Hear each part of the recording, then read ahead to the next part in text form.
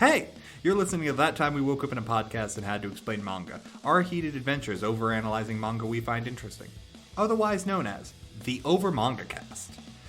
This week, we got a good show for you. We are revisiting Chainsaw Man by Tatsuki Fujimoto.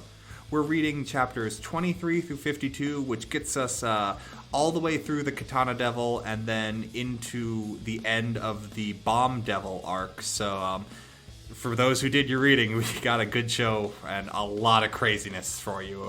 For everyone else, buckle in. It's gonna be a ride.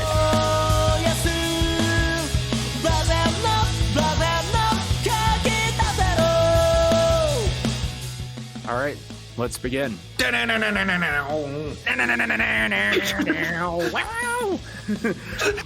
Hello, everybody. My name is Sam. I don't think we need to go over the familiarity with the series at the opening this time, because this is a part 2 episode where we did some more Chainsaw Man. So you already know my entire experience with this.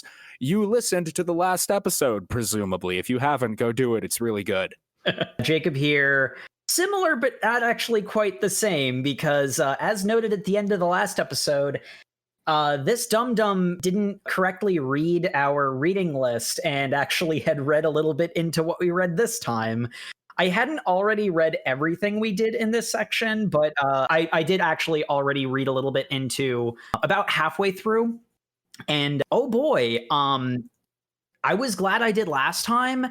But I reread all the things that were on the list this time. I kind of wish I was a faster reader and could just reread the entire thing from the start, because knowing what I know from where I accidentally stopped reframed a lot of stuff I didn't like. Yeah, and then Matt here, I'll finish this off. I'm actually the only difference between all of these at this point. I have completed Chainsaw Man as it is currently, and now I am dragging these 3 through the mud to try and catch up with me, because dear God, I need someone to talk about this series with.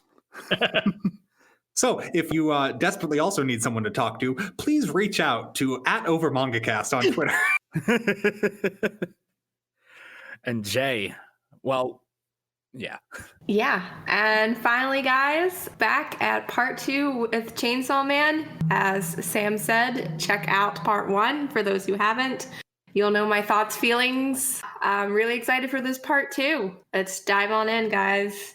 Because where we left off last time, Matt masterfully manipulating the cliffhangers inherent in this manga. We had last seen Makima dead in a train, having gotten shot in the bloody head. And we continue from that, because this was not just an attack on Makima in the train. This was a coordinated assault against the entirety of Section 4. With guns. With guns. How can they have guns? Only the police and devil hunters have guns. And they have guns, and boy howdy are they using them, attacking all of the members of Section 4 that we have come to know over the previous bunch of chapters. We have Himeno and other guy whose name I can't recall. They get attacked. I'm not going to lie.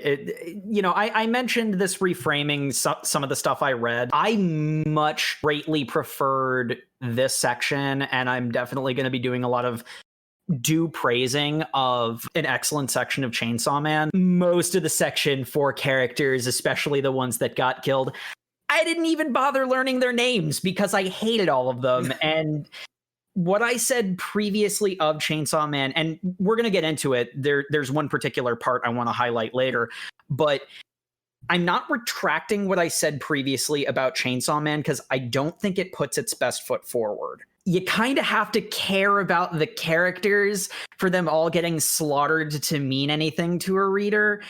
And I didn't like any of these people. I didn't learn any of their names. I barely learned Aki's name. I think the main impact of the scene is less, oh no, all these characters I deeply love are dying. It's more, wow, this is a concentrated hit. Like, this is a mafia movie scene. Yeah. And we do move into characters who you should know their names, because the 4 characters most focused on at this point, other than Makima, it is kind of notable that, like, there's a little old lady who pulls a gun. Like, there's the people you expect.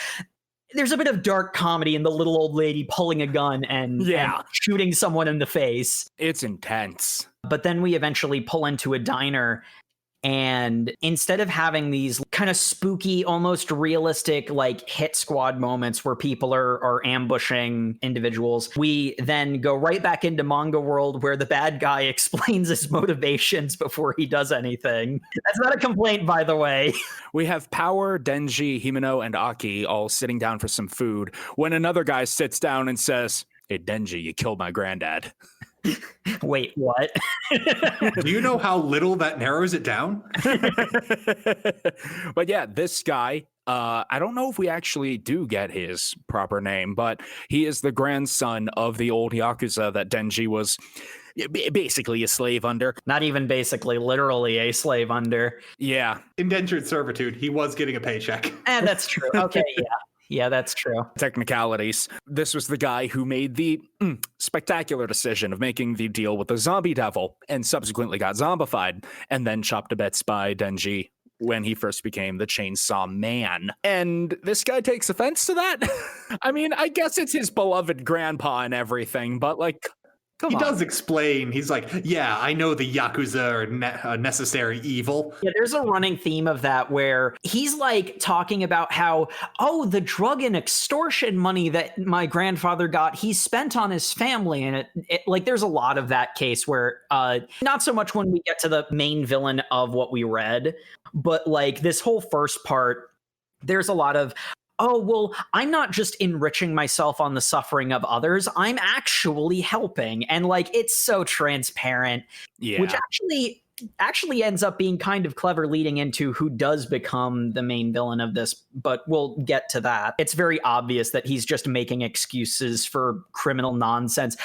At which point, Denji, being who he is, does not give a damn. He doesn't care. Yeah. I don't care that your grandfather was nice to you. He was an asshole to me, and he abused me, and then he made a monumentally stupid decision that got himself killed, and then I dismembered his body because it was attacking me. Yeah. Denji's entire like response to this is, and this is my problem, how? Which I greatly appreciated out of him. Well, it's because that entire speech he gives is essentially just, oh, woe is me. I'm personally affected by this, so suddenly it's a tragedy. And Denji's just like, I don't even really care, buddy. I'm just eating a sandwich here. Yep. But alas, this guy does care quite a lot and pulls a gun and gats Himeno, manages to get Aki in the shoulder, and then Power gets in his face and socks him. And Denji as well. The first thing he does is shoot Denji in the head. Then right between the eyes. It's a heck of a shot. Yeah, Himeno in the chest, and then by that point, everyone's getting up and moving, and that's why Aki is he hit in the shoulder? I think he's just grazed. He isn't as injured as the rest of them, that's for sure. Mm-hmm. The art does a good job of making this very chaotic and surprising scene feel chaotic because the actual shooting is from the POV of the shooter. You know, we see his gun almost like Doom style move to Denji and then to Himeno and then to Aki, who by that point has shifted up and moved.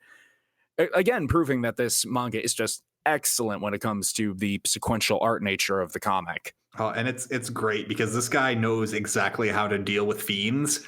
You shoot them through the head so they cannot activate their powers, because if they haven't activated their powers, they cannot regenerate. So Denji is dead until he can activate his power. Yes. Which he's dead. Which he can only do if he's force-fed blood at this point. Or if somebody pulls the ripcord in his chest. The ripcord is unique to him. The fiends can be killed. Like, you do enough damage to them, eventually they'll be killed. But like, if you normal person kill a fiend, they can be revived with blood, which is one of the reasons they're so difficult to deal with and why you need people specialized to do it. He is in the moment, at least, eliminated the threat of Denji. And also, the further we go into this particular fight, the more clear it will become. They don't want to actually destroy Denji. Yeah, they want his heart. Specifically, the gun devil wants his heart. Oh no. Yeah. That actually completely threw me for a loop because throughout the entirety of the first part of the reading, we're told that the gun devil was this nebulous evil force that just randomly showed up and caused a completely insane amount of damage and then vanished, just gone off the face of the earth. No one knows where it is, where it went, what it's doing. And no one's seen hide or hair of it since the initial incident. And, they established the whole thing of when you find gun devil bits, they are attracted to each other. You get enough bits, you find the whole thing. I thought that would just be like the arc going forward and dealing with various devils in the way. The fact that just suddenly the gun devil is an active agent in the story, even if it hasn't appeared yet, actually it threw me. I did not expect it. And it was, in my opinion, a very interesting and good decision by the mangaka. Gun Devil basically at that point goes from pretty much just being the Cthulhu, the unknowable thing that is too big to, the sacred Shikon jewel. Well, even more so than the bits of flesh, the actual Gun Devil itself is basically treated like an elder god. Like, it has consciousness, but it comprehends things on a different scale from you. And nothing you say or do or affect or change, it will always be below this thing's notice. But at this point, it's established that, no, it's very aware of how weird Denji is. And it wants things, which I was not expecting. The reason why it didn't throw me as much, because, it is a twist, and I get what Sam's saying about it being a surprise, but it's like, all the devils and fiends that we've met up to this point have been active agents. For example, the way Aki treats the gun devil, he treats it like an elder god. He's Captain Ahab going after the white whale. And the white whale isn't supposed to be like an active... Yeah, it's not supposed to know about you. It's a metaphor. Mm-hmm. Just because of the way all the other devils had been acting, it didn't stun me. It takes the story in a different direction and accelerates it. Matt saying that he's finished the story. If they hadn't done something like that, they could have Shikon jeweled this story and had it go on for 1 billion chapters. Yeah. Even more so, they could have had the gun devil just be one stepping stone and always have a bigger devil out there. But having the gun devil care about Denji in particular narrows the focus of the story to something that is like you can see, the breadth of the story. He doesn't care about Denji. He is concerned with something involving Denji, which brings them into direct conflict with one another. Well, I mean, no, he wants Denji's heart, which is the chainsaw devil. So that's pretty established. That tightens the focus of the story, so to say, because we have that figured out, and it looks like this guy's about to get a clean quadra kill, but then, power knocks him down, and Aki goes in and does the whole nothing personnel sword thing. Oh my god, the curse sword that is a nail? He doesn't get to that yet. He just uses his regular sword for this to defeat him. Oh, no, wait, no, he... sorry, I forgot. He doesn't even draw a sword. He uses the fox devil. Right. Yeah, he uses Con. And the fox devil immediately goes, "What the hell are you doing, man? This thing is way too pop." Yeah, the fox devil does not like eating fiends, which it gets brought up later again when another fox devil user tries to do the same thing, and it's just like, wait, this tastes bad. I'm out. Well, he tries to say I'm out, then he also gets exploded. Fox devil, shockingly unreliable for how very powerful it seemed when first introduced. Every devil fight we've seen up until this point has to be contextualized with none of them are stronger than a handgun. Yeah. That is the world we're in. Handguns are better than devils up to a certain point. Pretty much. The fox devil tries to eat this guy, and he explodes into the katana fiend. Yes. And this is just a name thing. They look like machetes. They do look like machetes. Maybe this is a translation thing. I don't know. Calling him the Blade Fiend would have made more sense. They call him the Blade Devil specifically. Excuse me, Jacob. The best known blade in the entire history of the world is the katana. It has been folded 700 times. That's why I say it's probably a translation error. No, it's accurate. It's probably accurate. Japanese mangaka being a Japanese mangaka. Yeah. Japanese swords are the best kind of swords, the best kind of swords around. You gotta know the territory. But yeah, this guy, he looks an awful lot like Denji. He's got the weird head, which has a bit of a Jotaro hat going on. He's got blades coming out of his forehead and his forearms. and he can do the samurai movie like one stroke super flash move thing. Can we talk about my favorite part? Is he activates his fiend powers by unsheathing his hand. Yeah. We don't see that the first time because he explodes out of con, but that is his fiend trigger. He unsheaths the sword by essentially cutting off his hand and removing it to reveal a sword. Yeah. the way it looked to me, he just takes it off. Like he can just take it off. I assume that's because his blade has already formed in his hand. Knowing how like fiends work is Denji, when he pulls that cord, it rips his flesh apart. It rips his flesh open. It looks really silly because it looks like he can screw his hand back on. It does kind of look like a prosthetic in the moment. But yeah, then we get an amazing just series of chapters of this fight that just goes throughout the entire city. Or no, we don't get there yet. Yeah, it doesn't go through the entire city. It destroys the heck out of this poor diner, though. Because he's fighting Himeno. But we also cut back to some of the aftermath of the other attacks, including we finally get an answer to that cliffhanger on the train. Makima's fine. She's fine. Which I called last episode. I did not buy that she was dead for a second. She is the worst. And I hate Makima so much. And what are you talking about? I hate her even more after this reading. She just got some blood splattered on her, and they thought she was already dead, so they didn't bother shooting her. The blind hatred, Sam. Makima's perfect. The more I learn about Makima, the more I despise her. I don't despise her. I kind of just see her as, one of those characters who has her own agenda, her own objective. Yes, it's super shady and super calculating, but it's interesting. You see, we hate the things we fear. You just don't understand. You need to love Makima. I'm not on board with Matt, like saying I'm in love with her, but look, she has told me she's the best, so obviously that must be true. I feel like I need to clarify. It's not that I hate Makima as she exists as a character in the story. Her function as a character in the story is exceptionally entertaining and very interesting, and in that regard, she's great. I hate her as a person. You just don't want to meet her in a dark alley, which fair.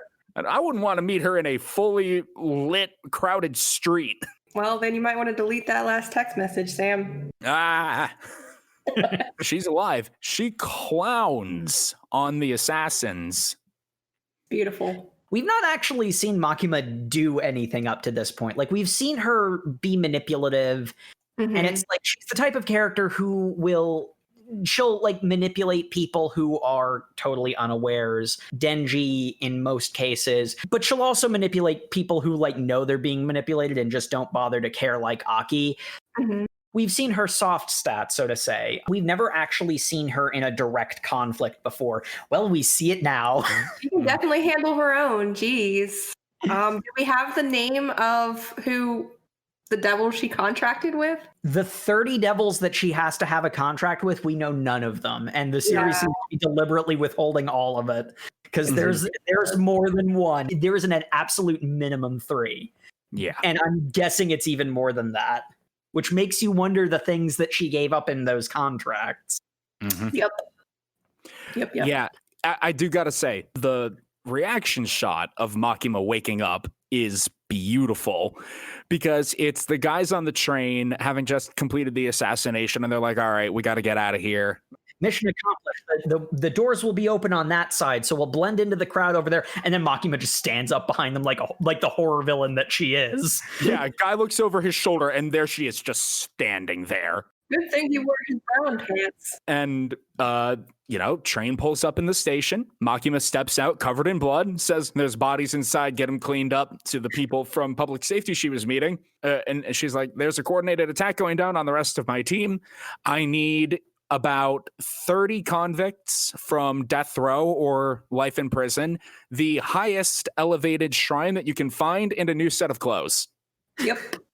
Yeah, the agents that she's meeting. Oh, Makima, you have blood on you. Oh, don't worry. It's not mine. She lies straight to their faces. I mean, some of it isn't hers. Some of it isn't. Let's be fair. But I just like a relatively calm demeanor too of her demands. It's the sheer confidence that she exudes. Yeah, she's not concerned. She's not rushing. She's just pissed off that her schedule is being thrown off now. Like, Is she even pissed off?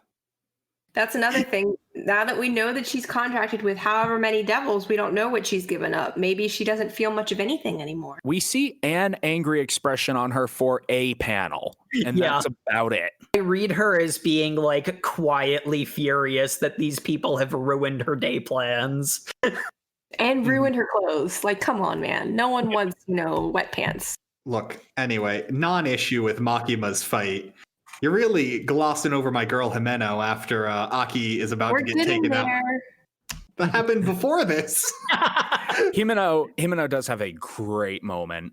Is Yeah, is that the cowardly one? No. It's Oh, Benny. Okay. Jacob, Kobeni is a natural treasure, and you will not disbar.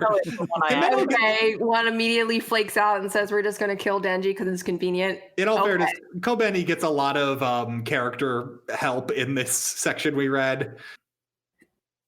Yeah, I think that's fair to say. I still don't like her, but yeah, she gets a lot better. Yeah. She is much more tolerable as a character, yes. She attained Ultra Instinct somehow, I don't know. Oh, she did the thing that what happens to devil hunters is when they finally give up on being normal, they are incredibly good at their jobs.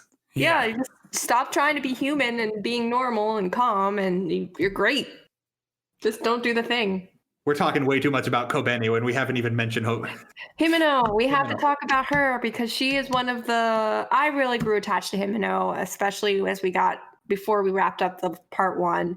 She really grew on me because she, tried to, well, aside from being overly flirtatious, really tried to get to know Denji for a short while. And we also got to understand a little bit more about her relationship or mentorship. I can't decide. Mentorship turns romance. Yeah, with Aki. I think it was more like a sibling. Like she really saw him as like a younger brother or something. I don't know. She wanted to get with him, if I remember. I was going to say, she specifically said to Denji, because you were nice enough to not take advantage of me while I was drunk, if you help me get in bed with Aki, I will help you get in bed with Makima. That it was that overt. So the thing about Himeno is you're not quite sure how much of that is just her personality. Like, yeah, it sounds to me like it's like a cover for something. Like obviously she's had a very traumatic upbringing, but also like work life. And then Aki, I know he's probably really good looking, comes into her life. Aki is confirmed to be very good looking, as only very good looking guys can contract with the Fox Devil. Yeah. Well, actually, to contract for the Fox Devil's head is only hot people, because there is the ugly guy who has the paws.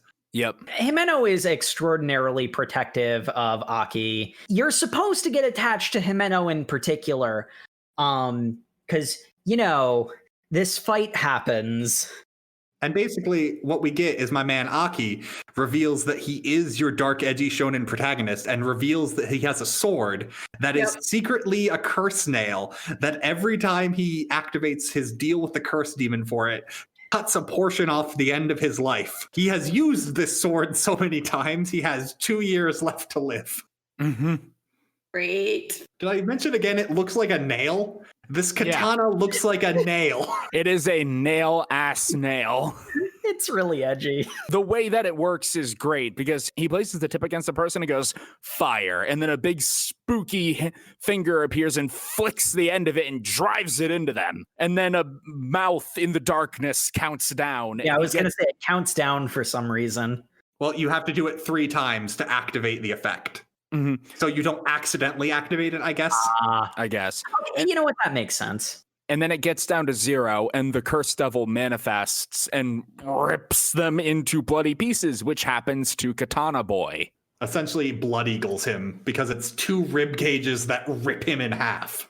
And it's like, all right, cool. Good job, everybody. We won the fight. This is great. Let's get some medical attention for Himeno and get some blood in Denji so he can wake up. And then another person shows up. Yeah, then we get the nope rope. The woman who contracted with the snake devil that I can't remember the name of. Yeah, I was looking for her name and I couldn't find it. She very well might not have said it. Yeah, I just have her as Snake Girl in the notes. She doesn't say it. Eventually, we do get her name. Is skipping ahead, but Makima does a thing to get their names. Right. But it doesn't really matter that much because she is an imposing force that they can't hope to directly face and yet have to. Can we just appreciate how many people must be afraid of snakes, that a contract with the snake devil is more powerful than the majority of other people's contracts? Yeah, seriously. Yeah. Chainsaws are already like one of the highest ranked ones. A gun devil. People are terrified of guns. I mean, More fair. so than anything else. Yeah, we've kind of established at this point that some of it, if you try to litigate it, does get a little bit weird. Like the tomato devil? I was just going to say there's a tomato devil that exists. That is also something Denji beat barehanded as a 14-year-old, so maybe. Yeah. It is one of the weakest that we've had. There's weird power scaling because they care more about... There might also be a thing where, like, it could be one person with very visceral fear or a lot of people with a very subtle fear. Because if you live in a place that has a lot of gun violence, you might not be viscerally afraid of guns all the time, but you might have a subtle ongoing tension of fear in your life. Yeah. And then if you are a person being held up with a gun, you are in a situation where you could die, and that is extremely viscerally terrifying. And those two things combined together make the gun devil so mighty. I was just about to comment on this. I think the snake devil is so powerful because so many people are casually afraid of snakes. It's something they interact with potentially daily, as opposed to a katana, which isn't really that scary anymore to your average person. It's kind of antiquated.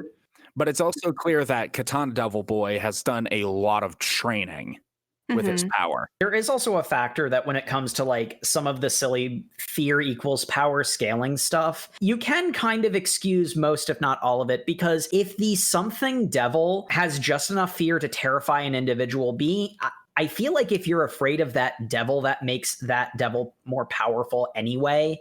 So it can very much be the fact that there's enough people scared of snakes that the snake devil was scary enough to frighten enough people to create a loop, essentially. The gun devil got more powerful because of its rampage. It's really more of a jokey joke of people being afraid of weird things makes odd power scaling, because why are so many people scared of chainsaws? And like fear is such a broad concept because like if you're a lumberjack dealing with chainsaws daily, you might not be actively terrified of them, but knowing that they are a dangerous thing, you treat them with a level of caution, and that could be a subtle amount of fear. This is getting really deep into the nature of fear, and we are not the Magnus Archives. So, Not this episode. man, Magnus Archives review episode. I want to do it. So Snake Girl, the thing that really amazed me with her devil powers was she loses fingernails, correct? I think that's what happened. She sacrifices one of her fingernails every time she summons a snake, which is kind of odd. I guess the nail doesn't grow back. I think it does.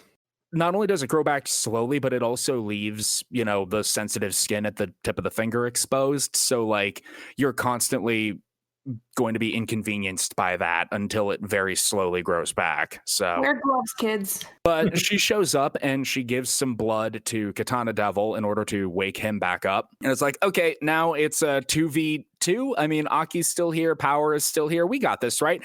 And then Katana Devil just clowns Aki. He does the whoa sword thing, and Aki falls over bleeding from multiple cuts. Yeah, it's very samurai movie where it's like Snake Girl asks, "Why did this happen?" And the Katana Devil is like, "I let my guard down. I wasn't taking it seriously." And then the aspect ratio closes in on his not eyes for the flash step slash. And basically, this is all we need for Himeno to go into full not my Aki. I need someone to cry for me when I die. It is a very powerful moment because Himeno tries to summon the devil that she has a contract with, and it says, "No, I ain't fighting that snake girl. She's scary." And Himeno says, "I will give you everything that I have." And the ghost devil agrees to this and manifests, and it's this horrifying thing of like a stitched up face and a bunch of hands as arms and also the body and like its legs, and it's really disgusting. And we see this thing appear, and it's staring, not really staring because its eyes are stitched shut, but it's facing off against Katana Devil, and we just get a thought bubble from Himeno. Aki can cry, and it is a very striking tableau of a panel. Oh my god, I love this entire sequence of Himeno slowly losing body parts as the Ghost Devil just pummels into these two. It's so beautiful. As you can see the anguish on her face. The thing that was the most notable to me, because it's like this isn't Shonen Jump, so you expect certain tropes. I'll give you everything as a sort of nebulous thing to say, and then she does the gesture of like sicking the Ghost Devil on them. And then her sleeve falls because the arm is gone. And the look of shock on her face that the thing that she said would do is being done. Well, you can't fault her for that. Well, no, I'm not faulting for her, because suddenly it's real. Suddenly it's happening. And that's like we've all been there, right? We know something is about to happen, good, bad, or otherwise, but it's not real in your mind until it's on you. And like, that's the moment where it's on her and she realizes everything means everything. And I'm gonna be honest, like there was the scene where like a whole bunch of people got assassinated by a mafia don. That felt like a story element. I think Himeno's death, which is happening right now before the audience's eyes, is their wake-up call that Chainsaw Man is not going to be your average shonen where people get away from the consequences of their actions. They tell you multiple times these people have consequences for what they're doing, and you think, oh, it's a shonen, they'll weasel out of it some way and everyone will have a happy ending, and we watch Himeno die. Piece by piece. Piece by piece. But what it's so shocking is the fact that it's relatively, I mean, we've watched people get hacked and like eaten alive and ripped to shreds. It's just a bloodbath. Hers is relatively clean. At least her death kind of seeped in deeper than others, just because it's kind of like there is nothing left, no corpse or anything.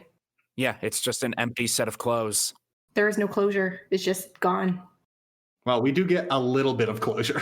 Yeah, we get a little bit of closure in that she is basically down to just her torso and her head, and she tells Aki, you need to survive so you can cry for me, and then she vanishes. And the big thing is, it looks like the Ghost Devil wasn't actually enough to defeat Katana Man and Snake Girl. Yeah, because Snake Girl summons the Snake Devil, and it eats the Ghost Devil whole. Gone.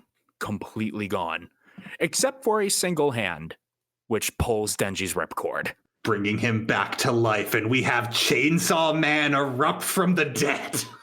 Yeah, that is the thing that like became a bit of a consistent thing throughout this reading, and I just love it because we have these very serious, very dramatic moments of character interaction, and then Denji wakes up and we are back to the doom music blaring, blood splattering, flesh rending chaos that we were praising so much in the first part. Even Denji's character moments in this section follow that exact arc. Yeah. And Denji stands up, looks at Katana Man and Snake Girl and says, hey, you're bad guys, right? I love bad guys. I get to chop them up without feeling any remorse. No one complains when I kill bad guys. Yay! Win, win, win. I get to hurt things and I don't get in trouble. It's great. In fact, I get rewarded with food. Denji does engage them in battle, but as we said, Katana Man is actually like trained and had his powers for a long time and doesn't just jump and put the sharp bits in people like Denji does. And so he kind of handily defeats our boy. Cuts him off arm by arm until we get like a Monty Python Black Knight scene. It is just Monty Python. We got to preserve the heart. Some more of these goons have showed up. Let's just drag his body into the car and get away with him. Let's go, everybody. And then the goons start exploding. Well, first the goons start like complaining of, hey, I need your help with this, and then random explosions. The bits of Denji that are left are still too heavy because, you know, his head is a chainsaw on top of all the other weight. They keep telling this one guy, hey, help us. We need you to haul him into the car. And he's like, guys, something's wrong. Something's very wrong. I'm telling you, I got a bad feeling about... I don't feel so good, Mr. Stark. Yes. And they just explode into only blood. Mm-hmm. Yes. We cut to the perpetrator of this extraordinary violence. No shock, it's Makima. She has all the convicts lined up, and she tells them to say a name, at which point they say the name, and then she like pantomimes with her hand doing something. Several of them just get flattened into the pavement, and they are just a splatter of blood on the ground. And then the convict who said the name flops over dead. Mm-hmm. Because Makima. And the most important part about this is all the convicts are like ceremonially kneeling in a line in the shrine, and they are all blindfolded. And the two members of the Special Force Division have to also blindfold themselves because Makima reports directly to the top brass herself. As such, the devil she is contracted with is a national security secret. The thing that I really noted is the thing that she does with her hands kind of looks like she's like, okay, you all like played with Play-Doh as a kid, right?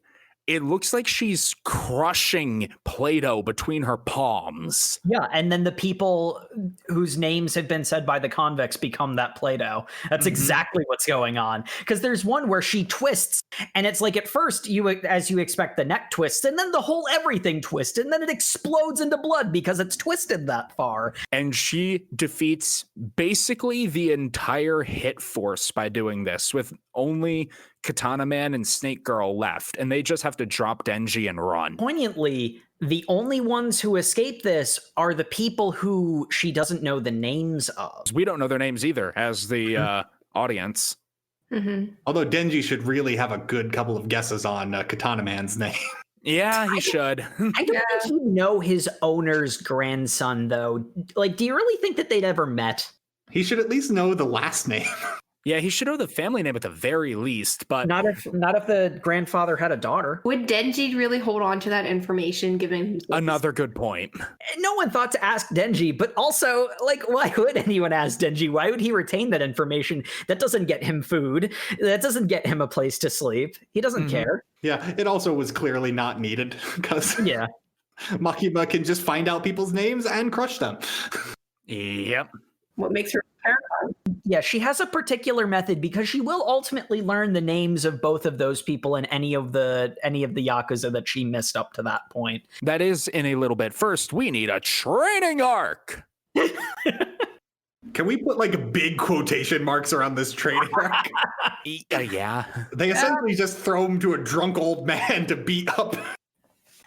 And I don't know if you guys, I had a famous character in mind that I just can't remember. Who is like a famous drunken sensei that's not Roshi? Sean Connery. No. Jiraiya. Jiraiya drinks all the time.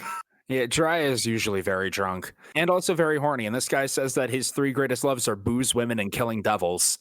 Yeah. Are good things to love when you're a devil hunter because you don't get much else. Yeah. That's fair. We're joking about it being a training session, but it does work. I mean, there are two moments in this that I just absolutely loved. The first part was after their first couple of training sessions where they were, basically the guy. Well, hold on. Let's fully introduce this. What happens is Makima is like, Denji, power. You two need to become stronger. I'm going to hand you over to Kishibe, the strongest devil hunter we have. He is going to whip you two into shape. Which the old man essentially goes, yeah, I'm the strongest devil hunter, so I guess any devil that can beat me must be the strongest devil. Mm-hmm. Yeah. And then we cut to him beating them up for a week. The first thing he does is break their necks with a hug. Never trust Sensei. Oh, you know what, Jay? Were you thinking of the drunken guy from Dodgeball? Because he's very much that type of Sensei. Yes. Fudge. Yes. Thank you. If you can dodge a wrench, you can dodge a ball. If you can beat me, you can beat anybody. Yes. Not to say I dislike this character, but he basically reiterates something that we already knew about devil hunters. He's trying to get as much enjoyment out of breaking these two because they're toys that put themselves back together, and he always broke his toys. We've gotten this from every devil hunter up to this point. The two who really shine out of this are Denji and Power. Mm-hmm. Because there are two moments that just very much it's the turning point. Because at one point, If our dear listeners will remember from last time, Jake really did not like these two, so this is big. I mean, I liked Denji until I didn't like Denji. This got me back liking Denji again, which I am very happy about. And honestly, it made me kind of tolerate Power, because this is Power at her best. At one point, they decide, if we can't beat him with brute strength, let's murder him with our intellect. Yeah, this guy's totally fine. He's completely safe. Well, because he said he's a chronic drunk and the booze has addled his brain, so they're like, we'll outthink him. And I love how their plan to outthink him is we'll dress like nerds. That'll make us smarter. And like, that's the other part. They honestly look really cute in the glasses. Like, They've got like the little button up, the little like nerd tie, the little outfits. It's so dumb. And glasses on and everything. They're totally twinning. It's a grid look. Mm-hmm. Their plan to kill him is pretty good for them. Decent. Yeah, no, it's actually, I mean, not even necessarily for them. That's a outright decent plan. Well, yeah, before they were just throwing themselves at him blindly, like saying, we beat everything doing this, doing it this way before. Why not do it again? Oh, right. It's a good plan if it didn't have to deal with reality, which Kashibe immediately points out is why they fail. Because what happens is they hide behind their apartment, and Kashibe's going to pick them up for training that day. But what they've done is lied in wait to kill him before they knock down the door. So Power takes a spear of blood, shoves it through the keyhole, to which the old man immediately dodges, because of course he does, and goes like, oh, well. And then what happens was Power had hidden bottles of her own blood in the ceiling above him, which shoot out into another array of like javelins coming down around him. Which he also handily dodges. He also breaks them. Yeah. Which is weird, because I think we've established the things Power makes out of her own blood are as strong as iron. Mm-hmm. Yeah. I don't know if it's necessarily overtly supernaturally strong, but like he's Charles Atlas superpowers strong. We also established anything devil hunters can do is worse than having a gun. It's kind of a weird middle ground there. I don't know. The way they frame it is that this guy is the exception, because he is the most powerful of. Well, I should clarify. I think the point about a gun is no one's faster than a bullet. But he defeats their attack, and he's like, okay, that was actually a good idea, but you rely too much on the blood weapons. I smelled it coming. Also, Power's anemic. Mm-hmm. Oopsie. And then and like Denji, after the spears come down, after he's dodging the spears, like Denji is already set. Honestly, the thing that Denji gets wrong is he doesn't account for a counterattack.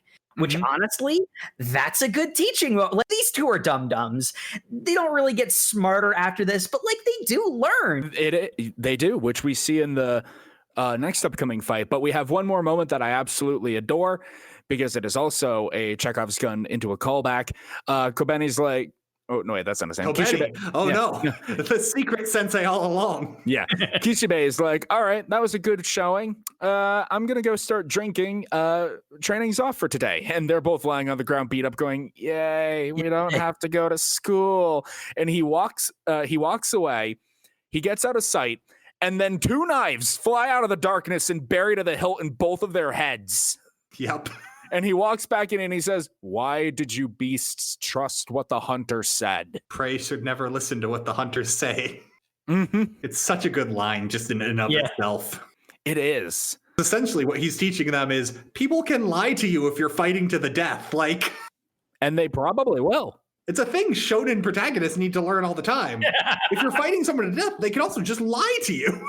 Mm-hmm. But what's a common trope in those shonen, fights is the fact they're like, there is honor and, sportsmanship, and they would never do that. That's why bad guys get away with it. Yeah. I know, but I mean, that is a line in a lot of shonens, is they'd say like, there's honor, or I'm going to wait until he gets back up, or we're not going to continue this fight. We'll rematch when you're healed up or whatever. Like there's honor in their honor fights. And this is another excellent subversion of that. Yeah. It's like, no, I lied. Sorry. Not sorry. Denji learns, screw honor. That's for losers. Denji and Power aren't good guy shonen protags either. They're both liars. Well, remember the first questions that he asks them, like he specifically says, do you align with humans or do you align with devils? And they say, well, whoever, wins and whoever provides for me, I don't care. Do you guys believe in, if someone on your team dies, do you believe in revenge? And like Denji's like, that's very gloomy. Chainsaw Man goes out of its way to repeatedly say, we are not a normal shonen. Normal shonen actions will get you killed in this universe, which we cut to Aki's training arc. Yep. I like that Chainsaw Man is aware of what Aki is, because they mock him for being the spiky shonen edgy pro tag that he is. Yeah, the two people that Makima went to go meet, they do basically walk up to Aki and say exactly what Jacob said. You're the spiky shonen pro tag, and that's a bad idea, you idiot. Well, because Aki's in the hospital after that fight. And we get a great scene of Power and Denji only showing up to eat his get well soon fruits. Yes. And then they leave. Yes. And then that's all they're in the scene for. And I love it. Hey, she left him one apple that is immediately snatched up. I don't know. I feel like at least a part of Denji in particular is starting to get a little bit more along with Aki. Like, that seems more like siblings ribbing another sibling sort of interaction. We definitely get some confirmation, at least, that I think from Aki himself, that the three of them have been getting along better in their home life as things have been going on. There's also one other very important thing that is established with Denji and Power being in this scene. We learned that Denji now has a nickname for Power. She is Powie. That's so cute. It is very cute. Yes. You have betrayed the way of Makima. There's one true ship in this manga. I'm still on your side, Matt. Okay, good. But anyway, these two, Kurose and Tendo, they're like, all right, the Fox Devil is not going to continue to come at your beckoning after last time because that was a fiasco and it's not super strong anyway. You need a pact with a stronger devil. So come on. Essentially, what he gets told is less so that the Fox Devil won't help him anymore. It's more so Fox Devil's too weak. Mm-hmm. If you want to keep being a human member of the Special Forces, which Special Division 4, after all the other divisions died, was wound up into a single solid Special Division force, which Makima at the head, and essentially their workforce is all fiends, and Aki, and Kobeni keeps saying she's going to quit, but never actually does. Yeah, she's not going to quit. Look, they're getting their bonuses soon, all right? Fair. Yeah. Part of it is he tries to call Kon and it does not appear. It is also that the Fox Devil is done with Aki because Aki called him in a situation that actively pissed it off. But anyway, there is now a flat out requirement that if you want to be a human member of the Special Forces, you need to contract with a stronger devil that is being captured by the Special Force Division. Mm-hmm. And that's not a requirement. That's either you resign or you do this. More and more of your humanity is being sacrificed the further up you go. And it's great because they get told that the one they've picked out for Aki is an incredibly strong one. The future devil. Oh God, I love this devil. It's great because one of the guys says, yeah, no, one guy got off really rough. The future devil ended up taking half of his remaining lifespan. And you can just see Aki look at that offer. It's like, that's not too bad. Like 1 year? Yeah, like 1 year, 2 years. There's not a lot of difference there. I think while he's in the hospital bed is when we get revealed that he has 2 years left. Aki is perfectly fine with because 2 years is what he needs to get his job done. Especially with how things with the Gun Devil have been accelerating. He's perfectly fine just throwing away months because it's almost done. He only has one thing in his life that he cares about because he is an edgy, spiky shonen protag. Because he lives his life for revenge. And look what happens to him. Like, Yeah, we meet the future devil. Put your face in me. I love the future devil so much. It's such a good design. Yeah, he was also just trying to vibe with him. Is this a ship, Jay?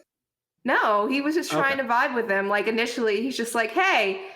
And he's just like, hey, I'm here to contract with you. It's like, the future is awesome. The future is cool, man. You gotta like... Yeah, that's what it was.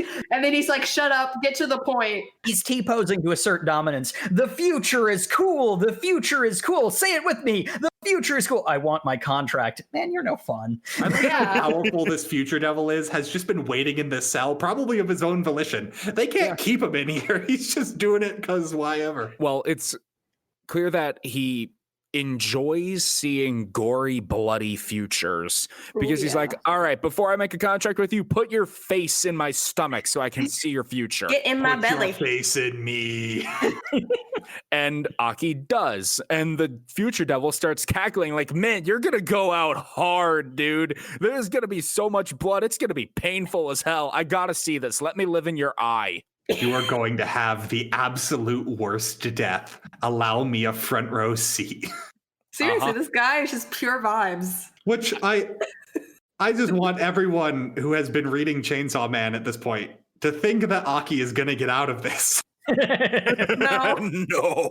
No. I hope Himeno taught you do not get away from your consequences. A contract with a devil is permanent. And Aki doesn't care. Aki's like, I don't care how I die as long as the gun devil goes before me. I'm fine. Future Devil is like, I know what you're thinking. That's it, right? Well, let me explain to you why this is actually worse than you think. Get in my eye. No, because yeah, the future devil also is like the devil of spoilers, because he's just like, let me tell you how you die. Come on, let me do it, please. And Aki's like, I don't care. I don't care. Just get in my eye already. Why are we still standing here? Yeah, Aki's not very conversational. We get those two underlings on the outside too, and they're like, oh man, what'd he make you trade? Because everyone else had like, the other guy who didn't have to trade half his lifespan lost his eyes, his tongue, and both his hands. I thought it was his eyes, his sense of smell, his sense of taste. Essentially full sensory deprivation. And then Aki's like, it just lives in my eye now. And they're like, this guy's more Shonen protag than we thought. Well, let's go back to Kyoto. Tokyo is a strange and silly place. Tokyo is weird and full of lunatics. We're going back to Kyoto. Bye. Here, have a Coke. Yeah, and it's like there's a very genuine moment, but I'm still going to have to point out the fact that they very directly say, you're some loser character out of a manga, and that pisses me off that you are just doing this. Like, you know you're a trope, right? Yes, I don't care. No. Have a Coke. They are aware. Bye. They are aware. That's all we can say. Maybe if I had more energy for self-introspection, I'd do something about it, but I don't. I've got a mission to complete. It's a good scene because, you know, it internally justifies itself. As someone who did not like the beginning of this story, Chainsaw Man pointing out one of its own issues was sort of fun and cathartic for me. Because, like, it had already won me back by this point, but that was also kind of nice. Oh, that entire scene felt like that was just like tapping someone on the shoulder, like, hey, did you get the joke we're clearly putting in here? Like, I know we might have been subtle before, but no, this is on purpose. We have learned from previous chapters that subtlety is not this comic's strong suit. Oh man, the manga about a guy with a chainsaw for a head isn't subtle? Wow. Clearly, we weren't going hard enough. That is Aki's entire training arc. Now, Makima and the eyeballs. Whoa. I'm sorry, we're skipping over Denji and Power's final training mission because Kashibi is just like, hey, you've learned enough, like just fighting me in general. We're only going to train once a week now. Let's go on a mission together. We heard there's some zombies in a building. This is intercut with eyeballs as well, though. Oh yeah, this is leading them into this. Okay, you're right. Yeah. Because Makima, for clearly the only devil contract power that she has, she needed to know the people's names. So she goes to the Yakuza. The first time I read this scene, I was very con Chainsaw Man. And you'll remember last time, I totally belabored the point that I said that my issues with Chainsaw Man was taste, not quality. Rereading this after, like this is the second time I read it, and I had read ahead of this, and I had gotten some extra context. The first time I read Makima talking to this guy, Makima wants the names of all of the Yakuza members everywhere. Like she's asking something that is legitimately absurd, but it is also what she needs. And this guy is giving this greater good speech, and Makima responds in a way that on my initial read, I didn't buy for a second. It kind of annoyed me because like Makima honestly seemed worse than these Yakuza guys, even though their justifications were garbage. It's after this next like big action set piece that was where I accidentally stopped last time. that reframes this scene. I so much more buy when Makima says, you don't get to choose what the greater good is. That's our job. And when they say, no, we won't give you the names of other Yakuza members, she says, okay, well, let me show you what real evil for the greater good looks like. And she places a bag in front of the guy, and he's laughing because he thinks she's trying to bribe him. Like a pitifully small amount, too. Like, this isn't a big bag. It's a paper lunch sack. You could fit a sandwich and some chips in there. A stack of whatever amount, like it's like a couple 100,000 yen or something. A stack of whatever currency they use in Chainsaw Man. I don't know, chainsaws. At which point Makima says, "No, open the bag. They're eyeballs." The really great line that Makima says is, "We have someone that can put those back." It's not just eyeballs. It is the eyeballs of the relatives of everyone in that room. Every relative, father, mother, brother, sister, aunts, uncles, everybody. Spouses. Well, in all fairness, it's just one relative for each person in the room. It's not an insanely large amount of eyeballs. It's the fact that they've taken the eyeballs out of one person everyone in that room cares about, at least. Yeah. Because they do not play, they need this information. Yeah. And she says, you will give me this information and we will put them back relatively painlessly. I don't think she even says that. She just says they'll put them back. I think she actually does say relatively painlessly. She basically shoves back in this guy's face, I know what doing dark things for the greater good looks like. And you don't get to use that excuse with me because you have no idea the darkness that I deal with every day. And the first time I read that, I'm not seeing anything to say that Makima isn't just a straight up sadist. And I just didn't buy her response. Like it didn't affect me, but knowing what I know now and having reread it, oh man, that is one of my favorite scenes. And that really made me love Makima with the context that we get later. You really got the raw end of the deal there, because that line is direct foreshadowing for the number of devils she has contracted into this meeting. Like, you're a person. What you think is evil does not even comprehend who I deal with on a daily basis.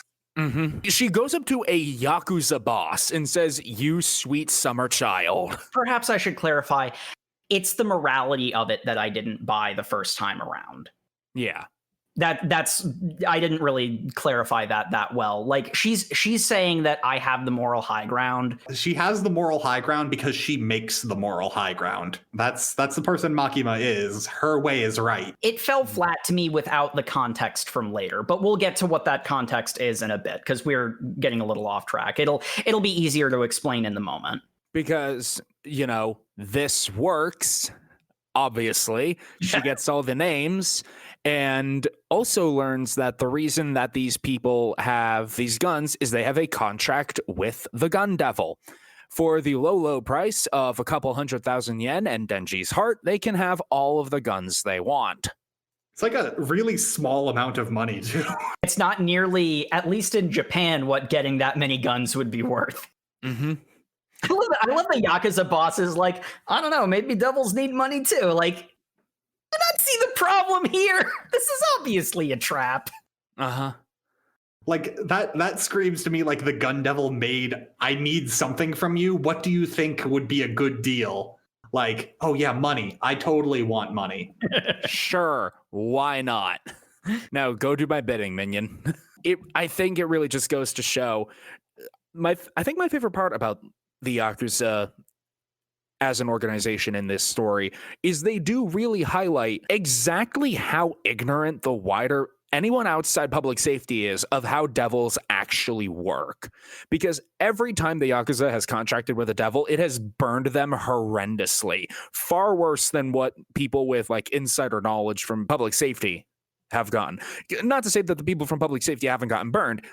They very much have. Comfortably suffered serious consequences in these deals. They understand better what they're getting into when they're dealing with devils. The Yakuza get actively screwed over in the worst possible ways, and it really highlights the gap, the huge chasm of knowledge between public safety and everybody else. The Yakuza tries to treat the devils like their rival Yakuza families, and they're not. They're devils. And it also further goes to prove exactly why Makima is willing to go to these lengths. We do learn the location of our Katana and Snake friend. They are in a hotel with the last of the zombies from the zombie devil, and they fed a bunch of people to them, so now they got a zombie army. Great. Because all you need to make more zombies is a zombie. Yep. I love how this is set up, and you're just like, oh my god, is this just going to be Denji killing zombies? Yeah, is this going to turn into a zombie apocalypse manga? And then they're like, no, we're going to begin the assault. Here's the roster of new devils and fiends that have joined Division 4. They've already cleaned up the zombie problem. Do I hear Left 4 Dead music? Is that the tank theme?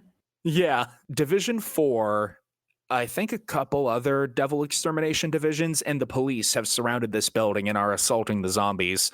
And Kishibe walks up to the cops and he's like, yeah, I should probably tell you who our non-human agents are just so you don't, run afoul of them. Well, more so, it's not so you don't run afoul of them. It's, let me tell you the agents you are to shoot on sight if they try to leave without permission. Yeah. We have the Shark Fiend, who has the capacity, because he is a shark, to swim through any surface and also make his head become a giant shark to eat people. We have my favorite character in the entire manga now, the Violence Fiend. The Violence Fiend is amazing. Normally, if a devil becomes a fiend, they give up some of their power for the other benefits that being a fiend gives. You don't have to go to hell. It's really the main benefit. Yeah, that too. But for some reason, the Violence Fiend became even more powerful. So, I mean, what is more violent than a human? So public safety is constantly feeding him poison through a plague doctor mask in order to weaken him so that he is manageable. I love him so much. And he is a complete goober that chews the scene and talks like he is also in a shonen anime. He is one of the most self-aware characters in the whole thing. At one point, which we will get to later, but at one point he basically goes, Masaka, my most powerful attack, it didn't faze you? We also have the Spider Devil, who doesn't get a lot of screen time. She is not your standard spider GF. She does have many legs, though. It's very disturbing. And then we have the Twink Devil. I mean, the Angel Devil. Yeah, I guess people are really afraid of angels, but only like cherubs. He's got the cherub style. Like, he's got a halo and white feathery wings, and other than that, he just looks like a bishi. But he's insanely powerful is the big thing. So people must fear him a lot. Well, hey, fear of God. Yeah, I was going to say fear of God. Immediately upon introduction, what happened was the village he was born in, he killed all of them by touching them. Yeah, because when he touches you, he siphons off your lifespan. And he can make weapons out of it. As angels do. Yeah, they're not ultra clear on it. They are pretty clear on it. He makes weapons. It's just he uses the life force to make weapons. Yeah. They don't really just go into it anymore, but I think it's pretty clear he can make weapons from people's life force. Mm-hmm. And finally, in this roster rundown, we have the new and improved Aki, who is just going full Left 4 Dead. He found the katana, and he is having a grand old time running into the horde. He banters a bit with Angel Devil, which becomes a thing. And as they're making their way further into the building, rematch time! Aki versus Snake Girl! And Snake Girl's just like, I know exactly how to get at you.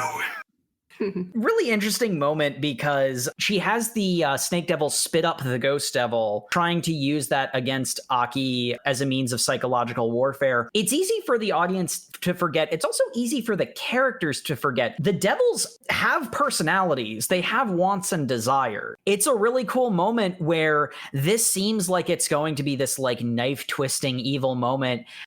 But then reality sets in and the Ghost Devil has nothing against Aki.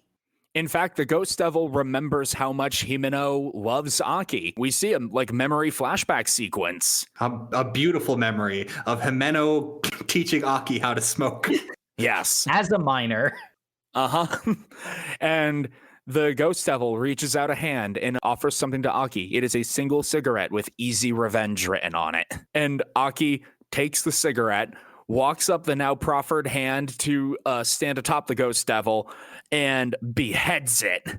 And then looks at Snake Girl, who is just jaw dropped like, what the hell? You were supposed to fight him, damn it, not roll over. And he's like, I'm taking my revenge now. The ghost devil is blind. It can only sense fear. I have no fear of the ghost devil. I forgot about that part. I think I blocked it out. It is a great line of shonen protagonistdom. It's pretty good, yeah. That is how Snake Girl is defeated. She doesn't get a chance to summon up the big snake, as far as I remember. She just gets captured. Right. Because Kobeni pulled more Ultra Instinct nonsense. I love Kobeni in this because she shows up to the thing going like, I thought you would have quit when everyone else quit. I'm so close to my pension. Or bonus. Not even pension, man. Devil Hunter pensions would be like the biggest scam ever because you die at like 29 in this. It's just a slush fund. Oh man. But yeah, Kobeni just appears behind Snake Girl with a knife to her neck and is like, all right, you're under arrest, let's go. And this is so absurd, it made me smile. It's a kitchen knife. Like, what the hell are you doing with that? Didn't she have a kitchen knife originally because she scavenged it from the hotel? Yeah. Oh my god, is that the same damn kitchen knife? I mean, probably. Who's gonna miss it? I still hate this character, but the way that they use her as an absurd joke in Darkness, like, I didn't hate her here, I guess. Well, she has the great scene where she cracks for a single second like you're supposed to do as a devil hunter if you want to survive. You're supposed to treat it like a game because treating it seriously is going to get you killed. And Ultra Instincts just start to town. Yeah, immediately the trumpets start playing. But while all this is going down, Denji and Power are making their way up in the elevator to face Katana Man. They stop at a floor and it's full of zombies, and Power goes, all right, time to show the results of my training. Denji, watch this carefully and sing about the glory of Power, the strongest of them all. And Denji just hits the closed door button and keeps riding up. Yeah, they start off, the door opens, none of the zombies have turned around yet, and I think it's even Power who says, we have to be quiet and stealthy, they haven't noticed us yet. No, it's Denji. Denji says that, yeah. Is it Denji? Okay. Of course it's Denji. Of course it's Denji, because it makes sense. Power needs to do the opposite of whatever Denji just said. That's true. Power seems like the kind of person to say, let's go stealth, and then immediately start screaming about how great she is. That is being stealthy. But yeah, Power goes on her left for dead rampage. She's having a grand old time, and Denji, he's just like, okay, I got a boss like, fight she's to get doing to. well at everything. It was just very unnecessary. Yeah, and like, she's doing fine. She's doing great, as we see from the few panels. Yeah, she had a fun day. Mm-hmm. No one yelled at her. I mean, what more could you want? Yeah. Well, they yell at her later. Yeah. And Denji's like, I got a boss fight to get to. Denji arrives at the top floor where Katana Man is. They have another bit of a chat. And Katana Man's like, dude, if you just roll over and die, I swear I'll make it quick. And Denji's like, why would I do that? like, dude, you know your grandpa turned into a zombie and that's when I killed him, right?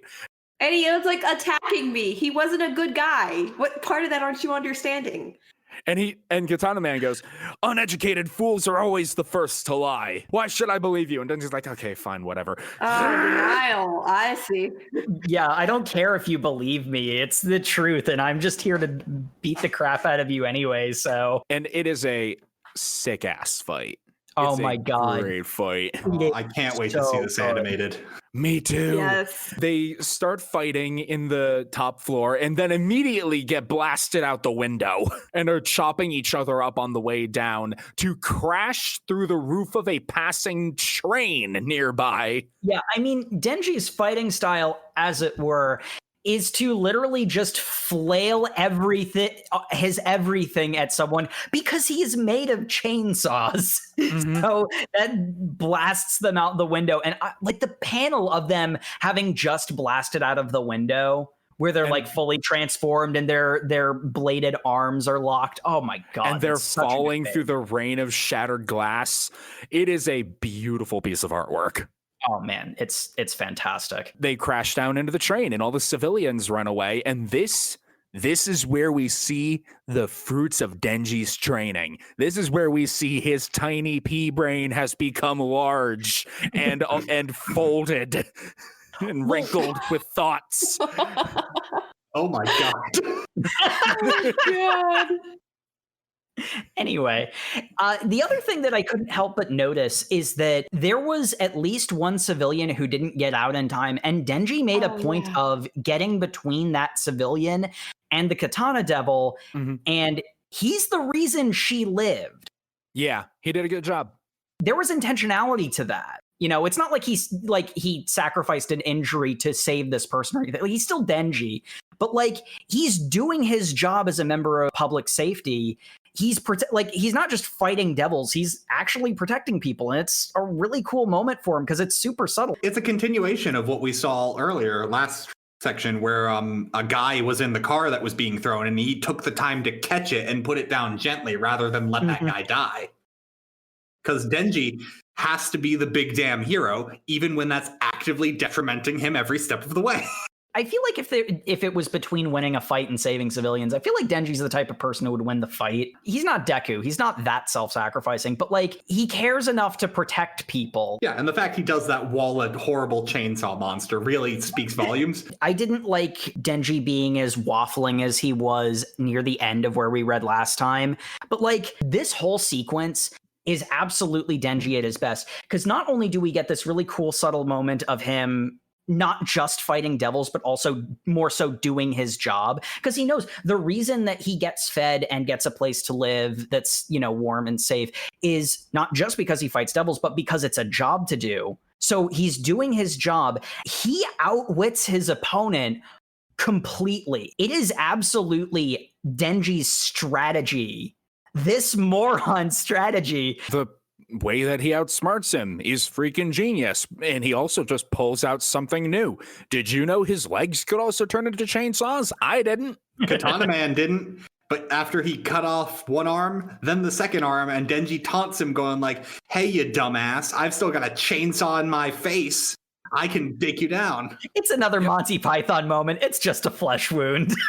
But the big thing is, he does that so that the Katana Devil focuses his head and doesn't notice him cut him in half with his leg chainsaw. You know, and, like, it makes sense. Like, he's actively choosing to pull chainsaws out of his arms. Like, it's not something we've seen before, but it's a perfectly logical extension of the way that this world works. And he even points it out. I did that on purpose. This idiot completely fooled you. Yeah, and the part that I love is Matt said cut in half. I think we need to point out he didn't get cut in half at the waist. He got cut in half vertically. Yep. And perfectly cleanly, too. Yeah. Well, right up until he falls apart, one half going in either direction, and then the guts splay everywhere. Oh, it's disgusting, but it's so cool. Such a good fight. Just... It is such a good fight.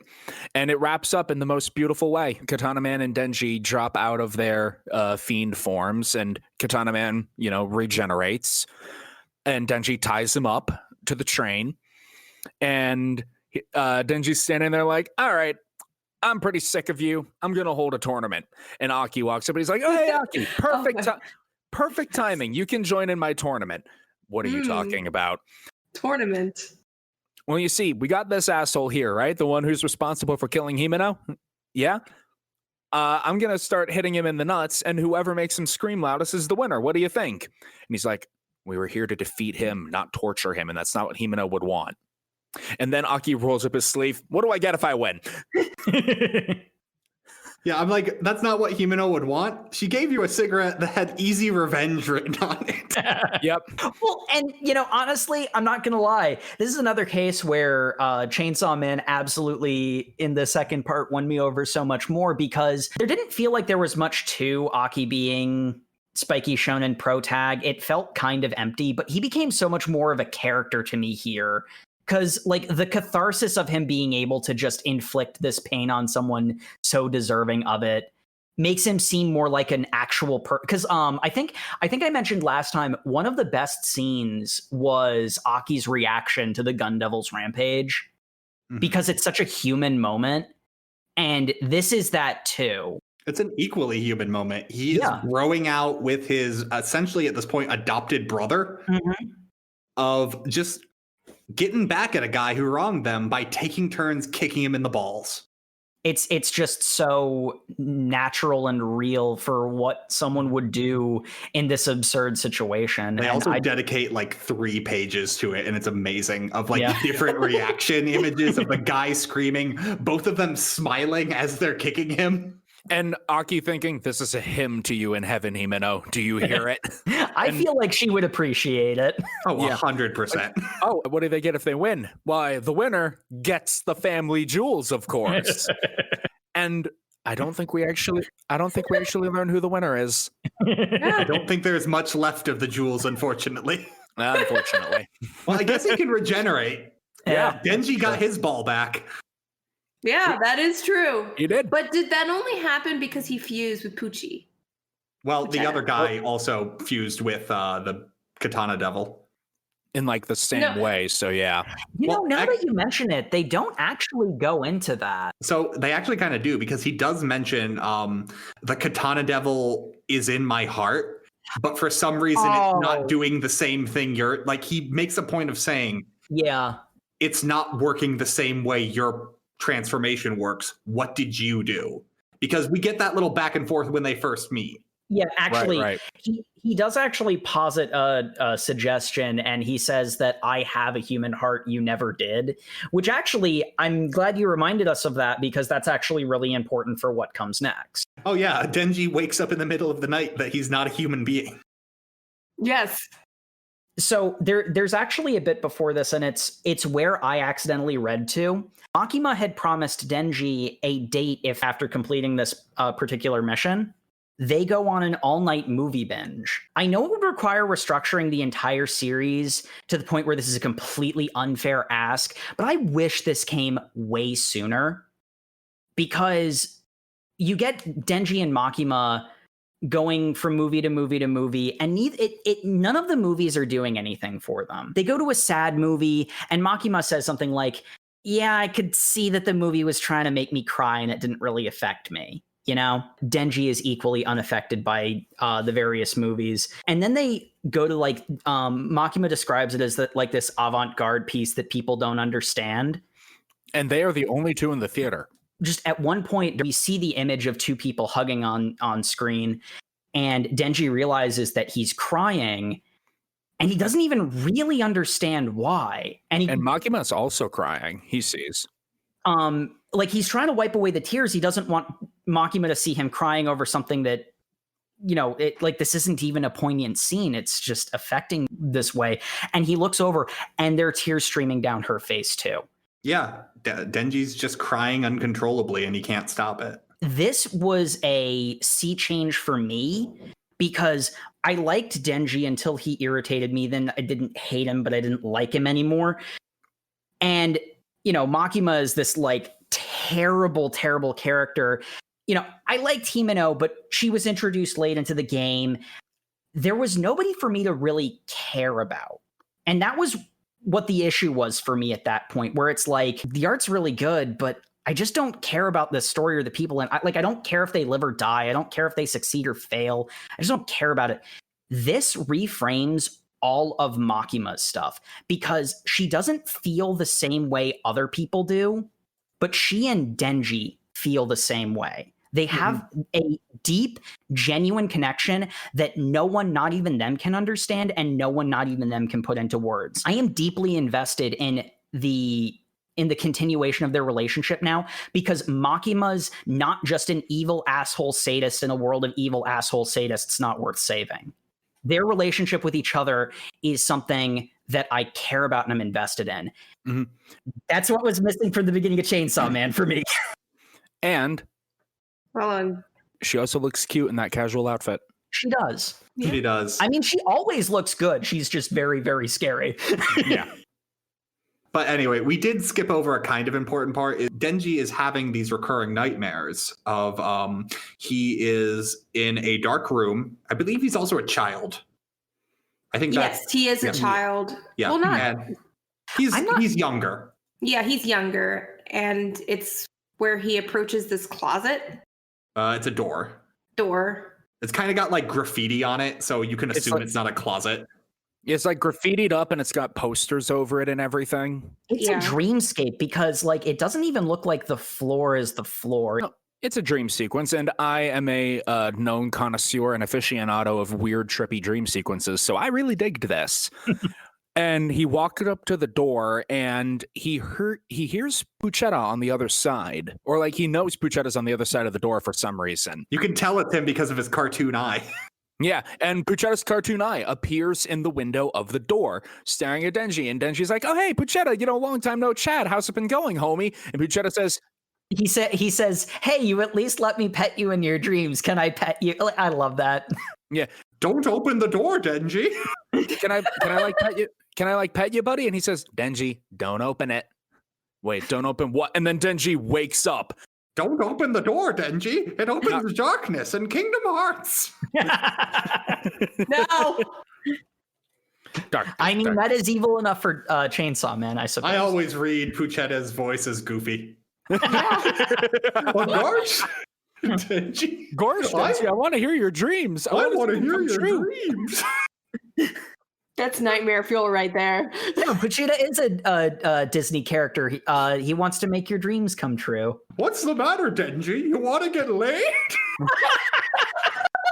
The best of the Disney characters. So anyway, Denji is having his moment of self-doubt, not sure if he's even really human. He gives to charity because he's a good person with a good heart. Yep. He gets a flower for giving to charity. He eats the flower because it's nutrients. He's Denji. Yep. And he's continuing on his way. And then he gets caught in the rain and has to hide in a phone booth. And who's this cute girl that also was caught in the rain and had to hide in the phone booth? She's taking a real shine to Denji. She seems like such a sweetheart. She's a really nice girl. Okay, can I just ask, was anybody else fooled? Because I wasn't fooled. I wasn't fooled. I love Reze so much. Reze is one of my favorite characters from this, but did anybody fall for that? So I'm feeling called out. What? I picked it up when she says, "Hey, let's go to school together tonight." That was when I was like, "That's weird. You're taking him to a second location." I was too caught off guard by the fact that she's like, "Hey, you should come by my restaurant sometime," and she's being real subtle and coy. And Denji beats her to her job. Yeah. He essentially follows her to her job, but gets there before her. And she's like, "Oh, I did not expect you to be here today, but that's cool." Yeah. I literally said, "Stop by the cafe sometime. We'll hang out." You came by immediately after. You're like, "I'm here for my reward." It's adorable, and I love Rize, but I gotta say, the thing that tipped me off, Denji in his own internal narration is going on about how much he cares about Makima. And so this cute girl is getting in on that. My heart belongs to Makima, but my body won't listen. It's perfect Denji of just like, "I love Makima. I love Makima. I love Makima." Ooh, Reze. Ooh. Hold on. This cute little bitty's into me. I will say, and like the fact that she was obviously coming on so strong to him so fast. There's an insert shot of when Denji starts being receptive to her where there's like this coy smile on her face. I'm like, oh, she's evil. Dude, she's basically throwing herself at him. Jacob, I get it. Anytime a woman shows interest in you, it must be because she has an ulterior motive, okay? We get it. No, that's my thing. That's my problem. Sam, we can share that. Denji starts regularly going to this cafe to hang out with her because, man, she's so nice. She's so cute. I complained about Denji like completely forgetting Makima even existed with the French kiss thing, and it was played as a joke. And it made Denji seem flaky. And like, everybody was saying, well, that's a natural thing and like, yeah, I get that that's a natural way that this character could be. But the thing I really liked here, because like they bond really fast, but like Denji doesn't just forget Makima exists as soon as someone attractive shows the mildest interest in him. that's kind of what I wish happened the first time. Or at least it was more obvious, yeah. Looking back on it, having seen this scene, I understand that the French kiss thing was played as a joke. I get that, but it didn't play that way to me reading it the first time. And that's kind of why I say I wish I was a fast enough reader to have just read everything again, because I am sure I would have a much higher opinion of the beginning of Chainsaw Man with the context from this stuff. Hold on, Jacob.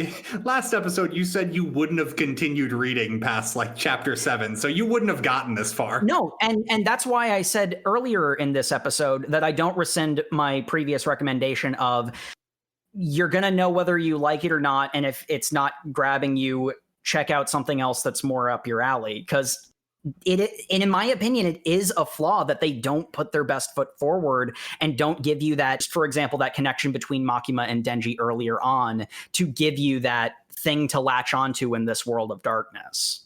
Mm-hmm. But I mean, that kind of drew me in because it gave me a mystery. Like, hey, what is up with Makima and what is up with her behavior? Like, where you say you like to have it up front, I kind of was drawn to the fact that I had to keep reading to discover more. And that's why I say it's taste and not quality. Because I just didn't, like, Makima wasn't an interesting enough character. Because if I have all the information up front, then I feel like I already know everything. And I'm like, well, this is going to end this way. Oh, wait, I was right. Guys, we get it. You both simp for Makima. But can we talk about my girl Reze while she's on the screen? Yes, we can talk about Reze. Let's do it. Simp Club. Makima gets enough attention. Reze needs some attention now because basically I want to be president of this fan club. Reze deserves a fan club. But basically what has been happening over the week is she's been doing homework for school, essentially, I guess. Denji takes notice of this and then goes, man, I wish I could read. And she's like, what? You're 16, you can't boy. Read? Let me teach you how to read.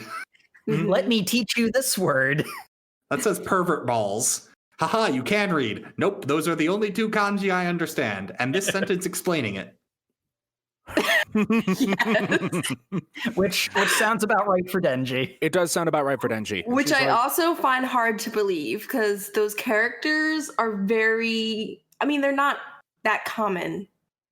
So someone would have had to go out of their way to teach them to him. He had to understand the kanji for balls because he sold one of his. I mean, honestly, yeah. With that context, I buy that. Probably to a pervert. But why just one? You don't sell both. Because you need the other one. I'm just saying, but why just one? Because you have a spare. Are we really litigating why Denji sold exactly one of his testicles when we have Rize over here that we can be analyzing? Fine. You know what? Exactly. Thank you, Jacob. My dream girl out of a 90s manga basically goes like, hey, I know. Do you want to sneak into the school after dark? Ooh. It's just be the 2 of us, and I can teach you what it's like to go to school. Ooh. And Denji's just like, I will literally follow you anywhere because apparently I've been given free reign to just go. That kind of gets mentioned later on that the department has given him the ability to just walk around freely now. Yeah, that's kind of bizarre because weren't they threatened on pain of obviously death and being hunted to, just run off? So I guess he has to check in somehow. Yeah, but he's been like a good soldier recently, and he actually mentions in this scene of them going to the school that like I'm actually, or not in this scene of going to the school, it's in the next scene with Rize. He says, I'm actually like doing pretty good at my job. They're giving me more privileges, and I actually got like a career goal now. Yeah, he doesn't need schooling. He's already, doing the job thing. He's doing the grind.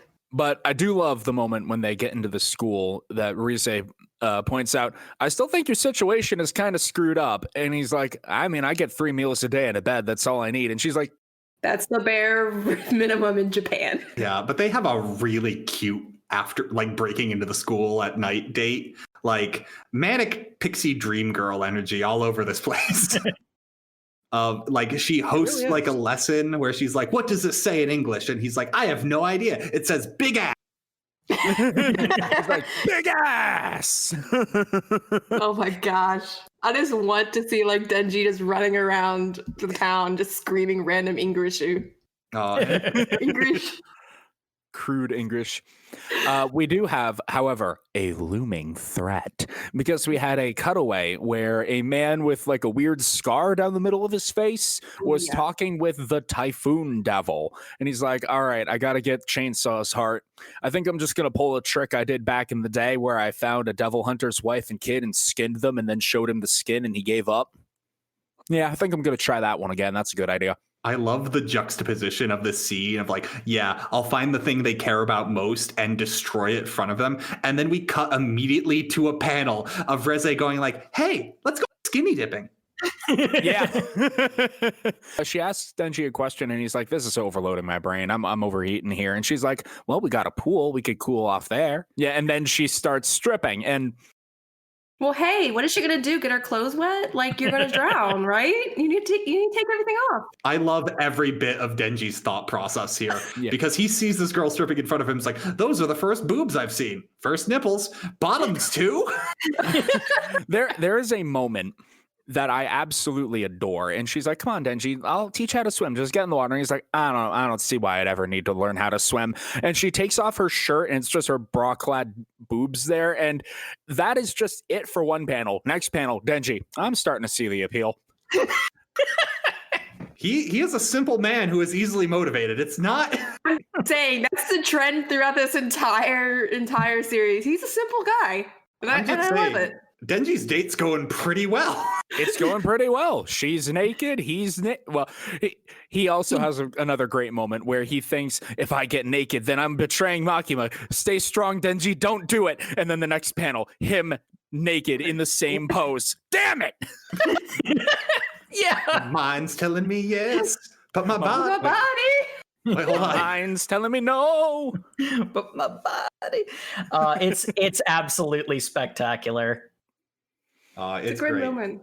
And then for some reason she goes to the bathroom. No. They get in the water and they're swimming around for a bit, and then it starts raining and they decide to get out and get back inside the school, and they're all soaking wet. She's talking with Denji a bit more, and then she's like, all right, I gotta use the bathroom, BRB, and runs out of the room.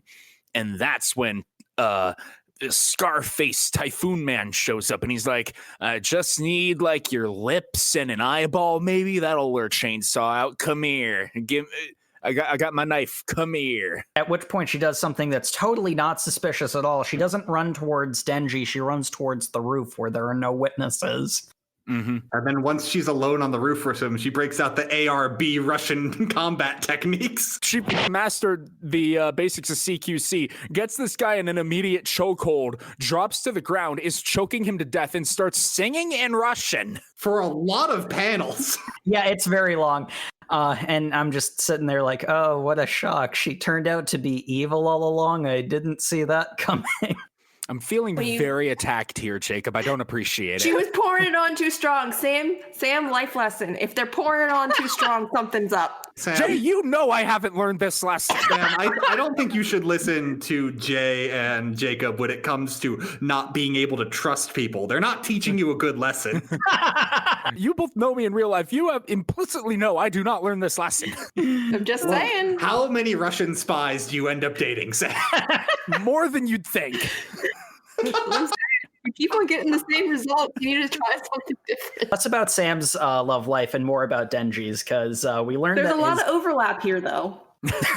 Well, because after she kills this dude, the storm stops, and then the water and the puddle starts swirling, and down a drain that wasn't there before. Yeah, the Typhoon Devil just goes, oh, shit, Lady Reze, my bad. Didn't know this was your turf. Later. And then and she says, you're not going anywhere. Yep. She's like, clean up the body and I forgive you. Okay, sure thing. You are on call now. You are my toady until I say otherwise. Both of them are after the Chainsaw's heart, which Reze is just trying to go about it the old-fashioned way. By going to the festival. Going to the festival. Second date. Second date. They're going to see the fireworks. They've got a special, secret, secluded, no one around location where they can watch the fireworks all by themselves with no witnesses. She's been watching a lot of like anime, I swear. All these dates. Yeah. That's a romantic moment. Come on. It is a legitimately romantic moment, yeah. Look, hey, we gotta agree about one thing. That kiss she had with Denji, explosive. Yes. Very That's explosive. a word for it. Well, I mean, it's definitely going to be one he's not going to forget. Yeah, so she lures Denji into a secluded location at the festival, and then kisses him as the. Asks him to run away with her. That is important. It's sort of obvious relatively early on, sorry, Sam, that she's evil, but like their romance is pretty darn natural. Like, I buy that when she says she wants to run away with Denji, like she's trying to recruit Denji for the Gun Devil's purposes, obviously. To get an idea of like timeline, like they've been seeing each other for at least a couple of weeks now. Yeah. I think it might actually be a week. Yeah. He's been going to the cafe every day that week. They go to school that night, and the next day they go to the festival. Yeah, it's fast, but, it's easy to forget they're teenagers, or, at least Denji is. It's obvious where Rize's real loyalties lie, because we'll see as this arc goes on, there's a sort of point where the allegiances are locked in, so to say. I believe her when she was asking him to run away with her. Like, I think she honestly did care about Denji, just not enough. She goes in for one final kiss with Denji, and it's really romantic. The fireworks are exploding. They're Frenching, and you want to know how I know they're Frenching? Because she bites his tongue off! Yeah, it's... That's super hot, guys. It reminds you that you're reading Chainsaw Man, because it's about as graphic as it can be. Yeah. What? Hot, guys. You're not into that? Yeah. Definitively no. I am definitively not into that. Denji falls over, spitting blood from his mouth and screaming, though it's drowned out by the fireworks. And there's a very unnerving panel of Denji's POV looking up at her, and she's looking down at him, big smile, the girlish blush on her face, mouth open, the tip of his tongue resting on hers. She then pulls a knife and cuts off the hand he was trying to pull the ripcord with. It really looks like this is it for our boy Chainsaw. Thankfully, we actually neglected to mention this earlier, but Power has been temporarily out of commission because she drank too much blood in the zombie attack, and so she needed to have a bloodletting session in order to get back under control. That was so cute. She got too strong. Got too strong and more horns. It's important that we forgot to mention this, because I'm pretty sure Denji forgot he was being followed. Yes, he very much did, because he was with Power gone, he was buddied up with Beam the Shark Fiend, who was swimming in the sidewalk behind him this whole time. Which we don't really get covered a lot, but it does come up occasionally. Beam is a super fan of the Chainsaw Devil. Oh, yeah, he's a fanboy. He calls Denji Lord Chainsaw. It's adorable. he simps, or specifically the chainsaw, we should say, as me and Matt do for Makima. But we have a very interesting note here as Beam leaps in to save Denji and is sliding down the hill. And he's like, crap, I didn't recognize her scent. She's bomb. Has she been wearing that choker the entire time? She had been wearing the choker the entire time. She reaches up to her choker and pulls a grenade pin out of it, and her head explodes and she turns into the bomb devil. And she's got like a nuclear warhead for her face. It's so freaking cool as a design. I will say, from the neck up, I love it. I don't know why she's mostly naked. Well, also you have to remember her figure is more mature as well. So Jacob, do you want an actual answer? It's because her body explodes. Yeah. What I'm saying is her clothes don't regenerate is what's happening. Chainsaw Man, she has an outfit that stays on her. It's made of TNT. Yeah. The thing is, the panty shot in the middle of an otherwise excellent fight took me out of it for exactly one panel. But I mean, but Jacob, girls have panties. That's just a fact. Yeah, I mean, it's not even like a sexualized panty shot. Like it's windy. She's wearing a very exposing dress. It's framed specifically to catch it. It mildly irritated me. You're right. Jacob is mildly irritated by women appearing on screen. Okay, let's move on. Well, we get Denji fighting an exploding girl in like a series of insane shots is what happens. And basically he's trying to get Denji away because they're trying to, gather some ground there. They're kind of out of their element. We see exactly how powerful Rize is, because not only does she completely clown Denji when Beam is running away and she manages to drop in front of him anyway, because she's got Bakugo movement tech like to the nth level. She slams down in front of him and is like, all right, hand him over and you don't die. And he's like, I cannot abandon Lord Chainsaw. And he gets a giant freaking shark head and goes to bite her, and she practically blasts his head off with one move. It goes exactly how you would expect it to. At the cost of a bunch of civilian devil hunters showing up in order to distract her. It did make her look away from Denji and Beam for a second to reduce them all to atoms and splatters of red. And then by the time she turned around, they were long gone. Was that when he goes to the safe house for like a short amount of time?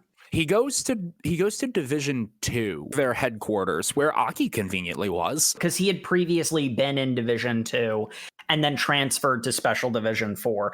This, I think, is something that they made clear in the previous part we read, which was a while ago. So I'm relatively certain there are public safety divisions 1 through whatever, and then there was special public safety 1 through 4.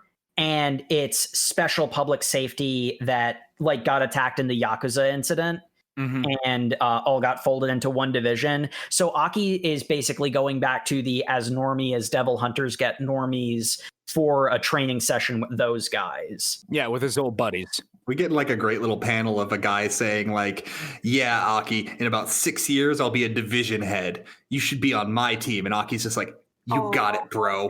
Yeah. And then Angel Devil's just sitting there like, hey, why'd you lie to him? You're going to die. Oh my God, Angel, just every pop-in is just like, I want to strangle you so bad, but I can't. Angel doesn't deserve the voice I gave him. I know. I like Angel Devil. I vibe with Angel Devil because one of his character establishing traits is that he would rather die than work.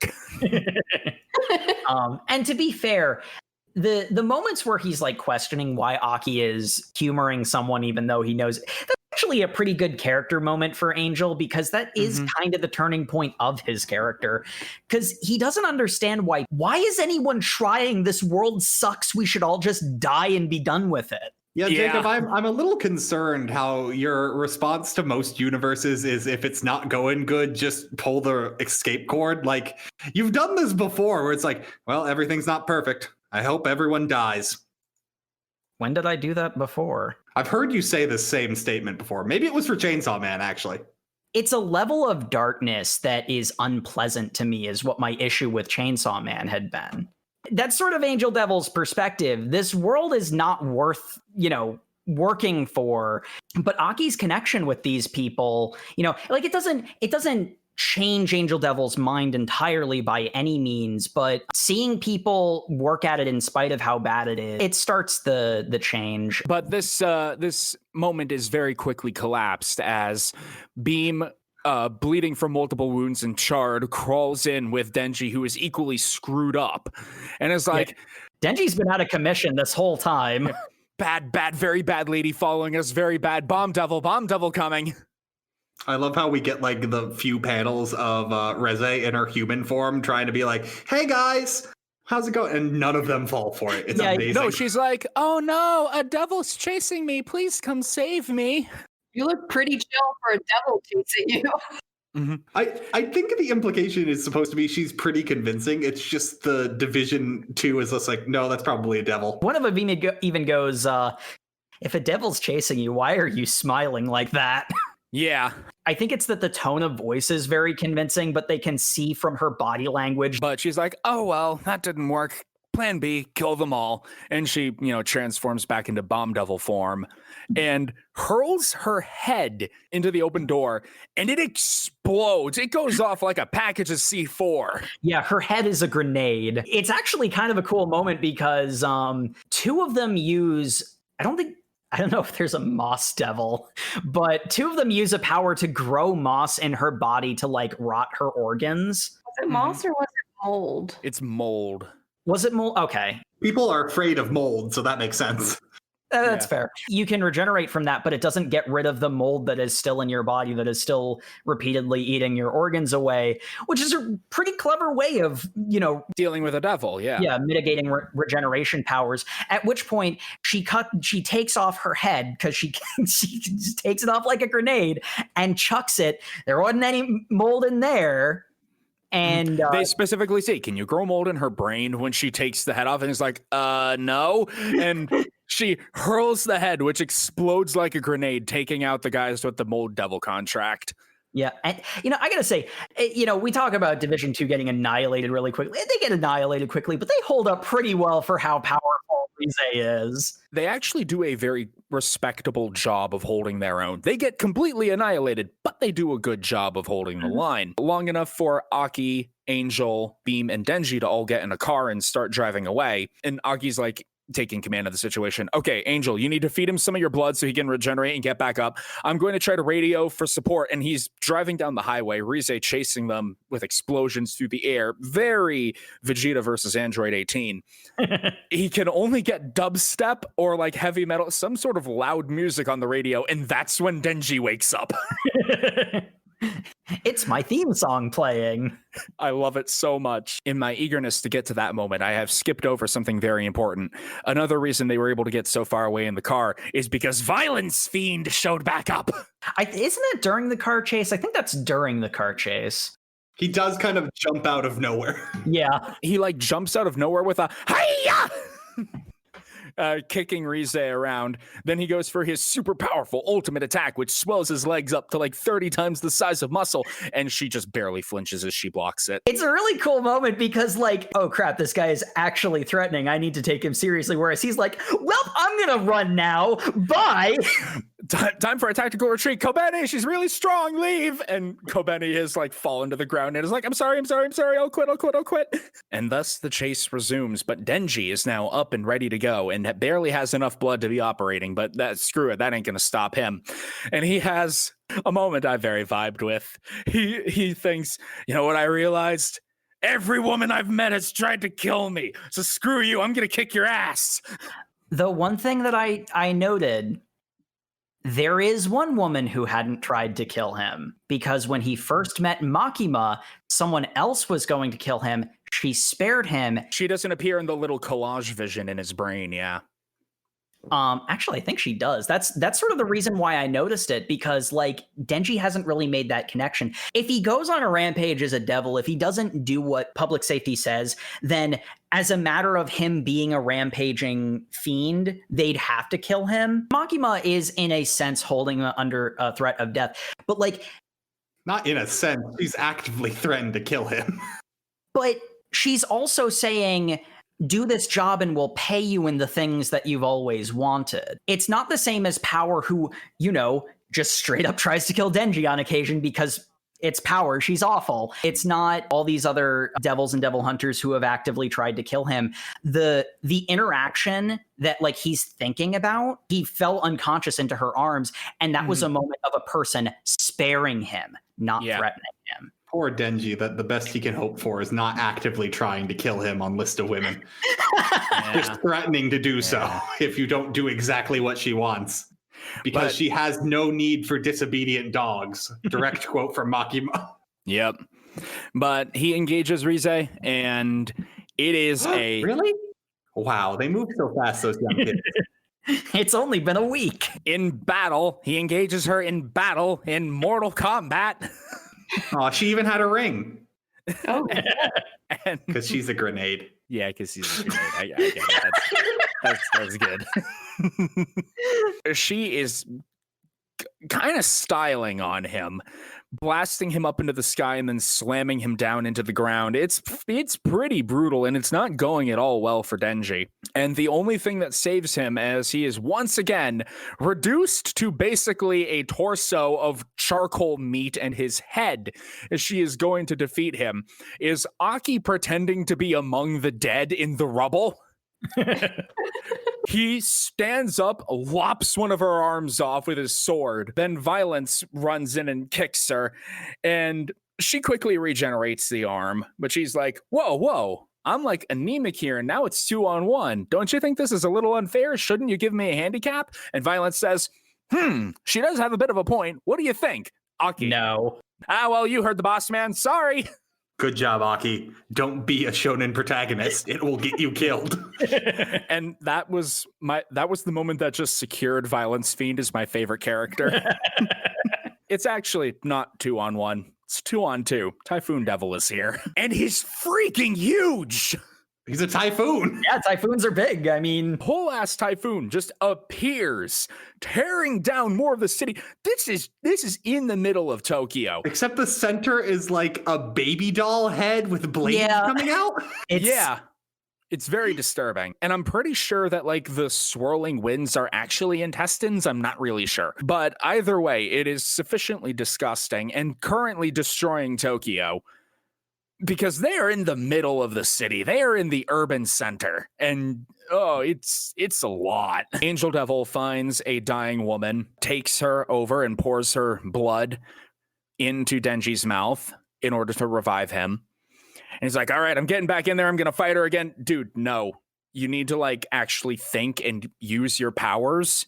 Yes, use your powers, that classic shonen moment. Maybe try you're like chainsaws, right? Maybe try detaching the chains and using them to like swing around as a movement thing. Beam chimes in with, I think I remember Master Chainsaw doing something like that. It was really cool. And Denji's like, I understand exactly what you mean.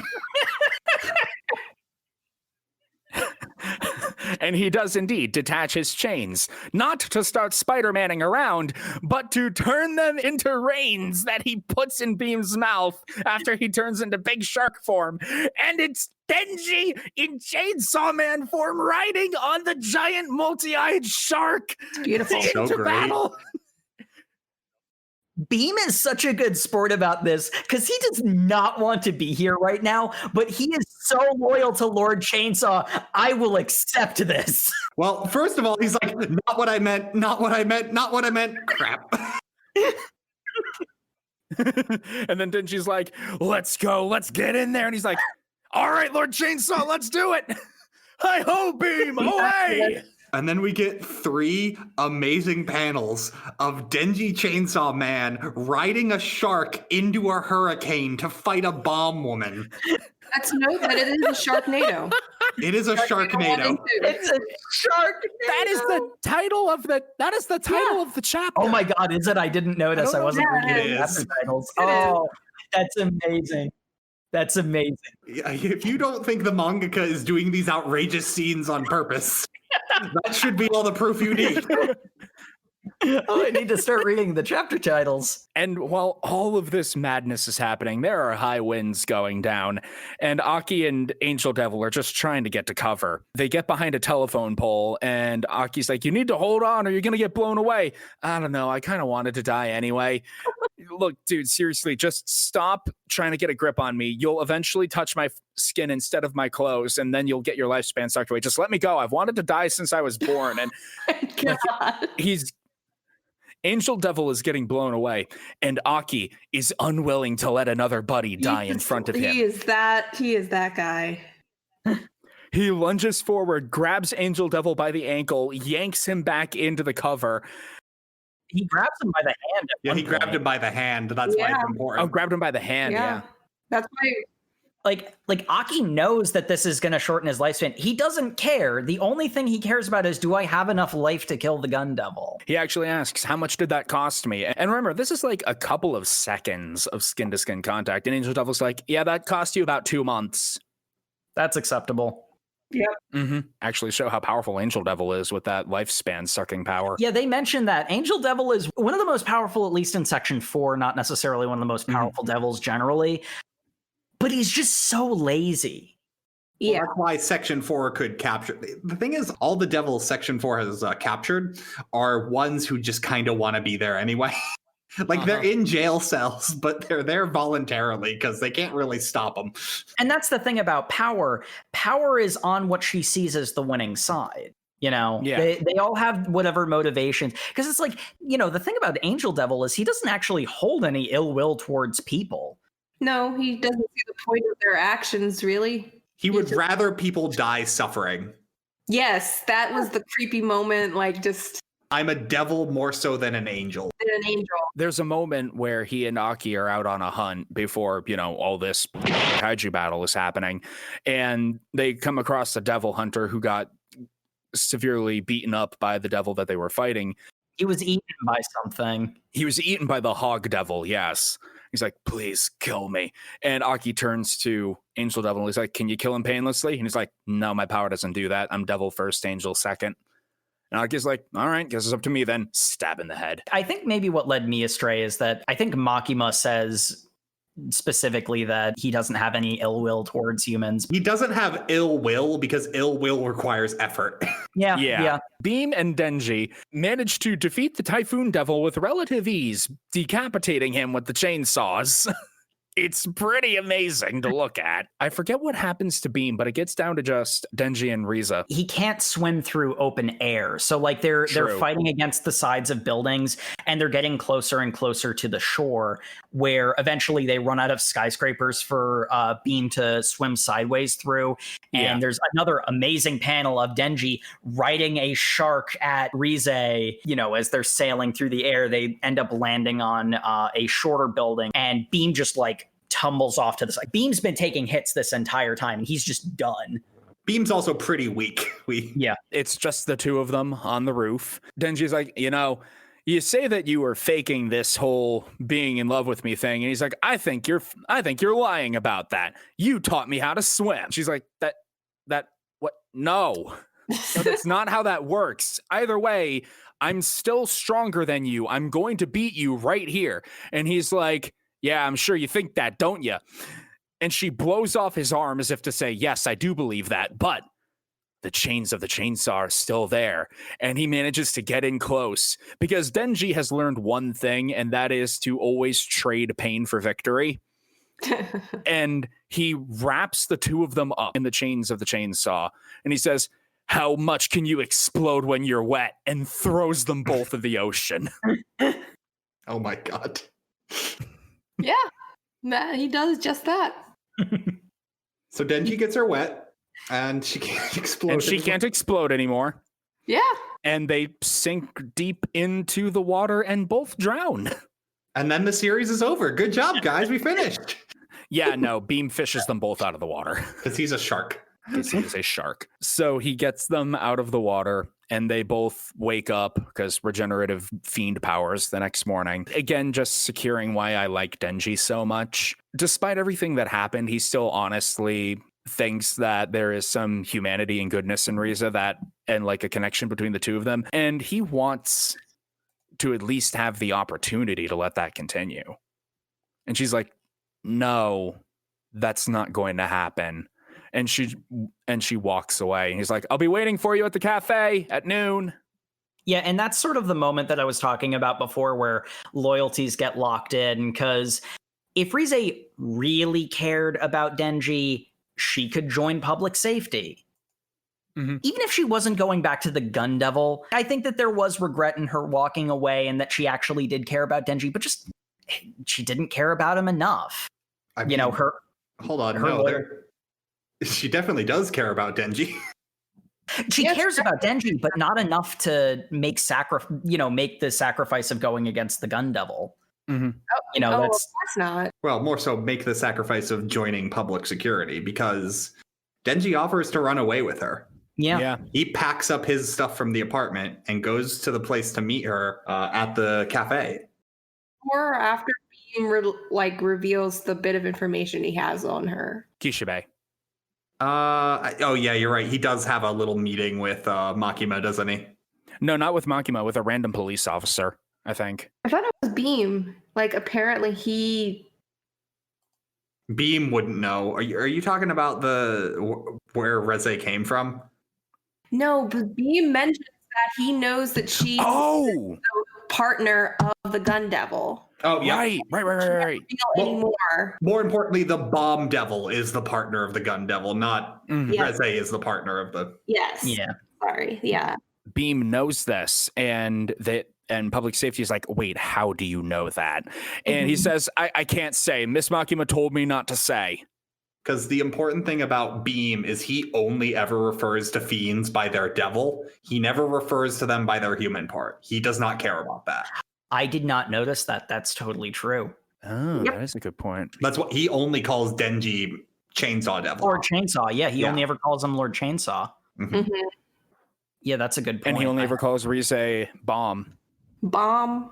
She is the bomb. Yeah, because he specifically goes, I didn't smell it. That's bomb. Because to him... Yeah, Rize's a meat suit. Yeah, which she's not, actually. She's the same thing Denji is. She's a devil man. It's really sad because, you know, we learn a little bit more about Rize specifically, her backstory. We don't even learn specifically about her. We get pontificated on in such a way that it kind of has to be true. That the USSR had warehouses full of children they would keep locked in there their entire lives until, assumedly, they contracted with devils. And did horrible experiments to them. Yeah, they did experiments on them, which explains why she was singing in Russian for... Yeah, she's a Russian child. And this backstory happens as we're watching Reze walk to the cafe to meet up with Denji. See, no, that's the thing. She's not walking to the cafe. She's walking away. She's leaving the city. Yeah, she goes on like a train, if I remember correctly. He's heading to the train, I thought. Yeah, Rize is going to leave the city. Because that's the sad part. Like, for all the connection that she made with Denji, she didn't care enough to stick around. But I'm not surprised. Like, I mean, she's also out of that basement, and, you know, maybe she secretly enjoyed it, but not to the extent where she's, like, not going to get anything really out of it. Yeah. Yeah, and that's ultimately what's so sad about it. She gets on the train, yes, but she also ends up going to the cafe and is in the alleyway, the same alleyway she takes to get there initially, which apparently takes her longer than Denji, but I don't know. As we're being told her backstory in like the background. A swarm of rats scurries about her feet. One thing that we didn't mention, one of the things that Rize had been talking to Denji about is that there's, I think it's a proverb about a country mouse and a city mouse. Yep. It's sort of like a question about what you value and where you want to be with your life. The city mouse gets to live in an exciting city where there's lots of really good food, but it's extremely dangerous. Everything around the corner is set to kill you. And the country mouse, you know, has to work a little bit harder for a more meager living, but is much, much safer. It has peace, yes. Denji chooses the city mouse, while Rize chooses the country mouse. This is a moment that they have alone. There's no one else around. But then a swarm of rats appears about her feet and begins piling up to the size of a person. And the rat mouth says, I prefer the country mouse too. And manifesting from the rats is motherfucking Makima. That girl is bad news for Denji. He was going to run away with her. I can't have my best little doggy go away. And something important to note here, Rize tries to pull the pin in her bomb to activate her powers again. Makima cuts off the hand in the exact same way that Rize cut off Denji's. You have to like bend your arm in order to get at the ripcord or the pin. So the arm is bent and the cut goes up through the tricep and then through the wrist. Makima basically says, yeah, you're not allowed to live. Spears from heaven, Angel Devil finishes her off. The implication being that it's weapons made from what Aki had lost or sacrificed to save him. Yep. It's given back. And we get a beautiful scene of essentially as she's dying, Makima holds her closely and gives her comfort as she slowly drifts into death. Denji had asked in their final conflict, why didn't you just kill me when you first met me? And she didn't give him an answer then, but she thinks in her dying moments, the reason is, I've never gone to school either. God fucking damn it, Matt. keep ending these reading sessions on things that make me feel very feel That's a lot not of what things. we ended on. We end on the best scene of Denji waiting with a bouquet of flowers for his girlfriend to run away with. Bouquet. Like, that's huge. It's a huge bouquet. And I love the waiter guy of the cafe is just like, look, she was a hot girl, but I don't think she's showing up. When she leaves, he says, I'll be there at noon. And the guy's like, dude, it's 8:00 at night. I need to close. You need to leave. And so Denji's still waiting there for her. The door opens and he's like, is it her? And then power is here. Yes. Well, I mean, before that, the guy's like, maybe she's not the one. You'll find your girl. And then power enters. And that's why I start shipping them. And she's like, oh, are those flowers for me? And then Denji starts eating them. Denji starts eating the flowers, yes. Honestly, fair reaction. If the alternative is a relationship with power, I'd eat a bouquet instead. But yeah, that cliffhanger, not even cliffhanger, that actually wraps up the story pretty. Yeah, it wraps it up. But boy, that is an emotional gut punch because the conflicted emotions. Reze is killed within eyesight of Denji. Mm-hmm. Because the cafe is right outside of the alleyway where Makima kills her. Also, probably a little thing to point out how strong Makima must be. That's something that's been reinforced over the course of this. She puts everybody else to shame. Mm-hmm. Well, in all fairness, in order to be good at a fight, you just need to be faster. If you're a devil man and you can't activate your power, then you're still a human. The thing that's been made clear over the couple of times that we've seen Makima attack something, like she hits like a truck. Because, you know, like there's this stuff about how a gun is one of the most powerful things in this universe because things can't move faster than bullets. Like a devil can tank a shot to like the shoulder or something like that. Makima does not give you that chance. You get splattered when you fight her. So that is the end of our reading. I think it's time that we wrapped up here. And this is, you know, if your favorite character has changed since last time. I said that I loved Denji last time. I still do love him, but man, Violence Fiend just makes me smile every time he appears. All two of them, but you know, I'll take what I can get. Yeah, Matt here. I'm going to have to go with Makima is what I said last time, and she's still a great character. But oh man, did Reze shine when sometimes the stars that shine brightest shine for half as long because she owns the scene every time. A thing isn't beautiful because it lasts. Mm-hmm.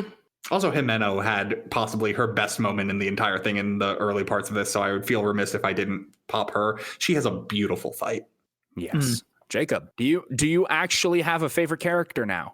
Okay, see, I am 180 because last time I liked Himeno, so I'm going to say she's my favorite character, but that feels generous. Okay, so I still love Himeno. My feelings haven't changed actually on Himeno now that I think about it because, like I said, I accidentally read ahead, so I already had seen her greatest moment. Oh man, Makima is 100% my favorite character now. Denji and Rize are close seconds to that, where I like those three. A lot of the other characters I'm still really iffy on. Like I'm warming up to Aki, for example. And I mean, like, you're supposed to hate power. So like you know, she's not a bad character. I just loathe her because you're supposed to. And Jay. Okay. Favorite character, I would have to say definitely Denji. Just every panel, every fight, every conversation. He's just so, how do I say this? Denji. He's just so Denji. He's just so not serene, but it's just there's no reading between the lines, no complexity there. There is no artifice. I just love it. But I would have to say it's closely tied with Reze, and I don't know why. I really can't personify it, but it just, yes. She's pretty great. She has a harrowing emotional arc in this. Yeah, and if I had to pick a third, it would probably be Beam. I just like his energy. Yeah. I like Denji and Beam team. Like, they are just a dream. All right, and now for the waifu choice. Everyone say Rize on 3. 1, 2, 3. Rize. Rize.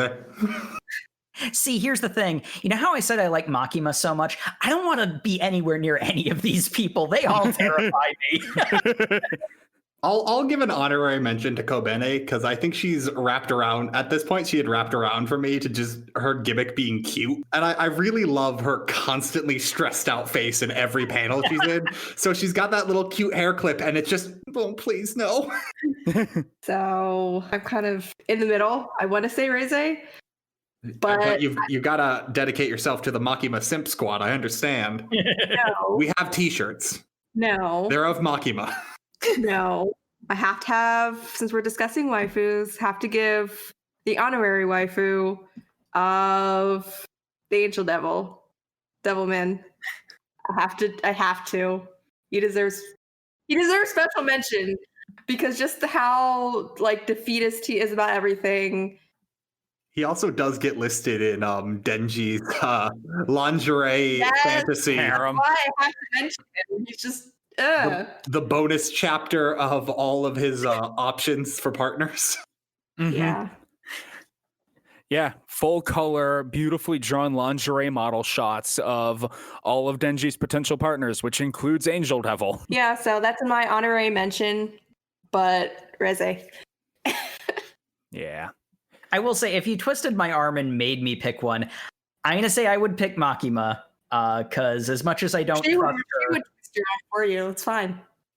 it's as much as I don't trust her. The movie theater scene makes me understand her, I suppose. Mm-hmm. Like, obviously not the way Denji does. That scene makes me still terrified of her, but at least understand that there's something beneath it. So, thus wraps up our second foray into Chainsaw Man. Tune in next week where we do it again because holy crap. No, we're not actually doing episode 3 of this so soon.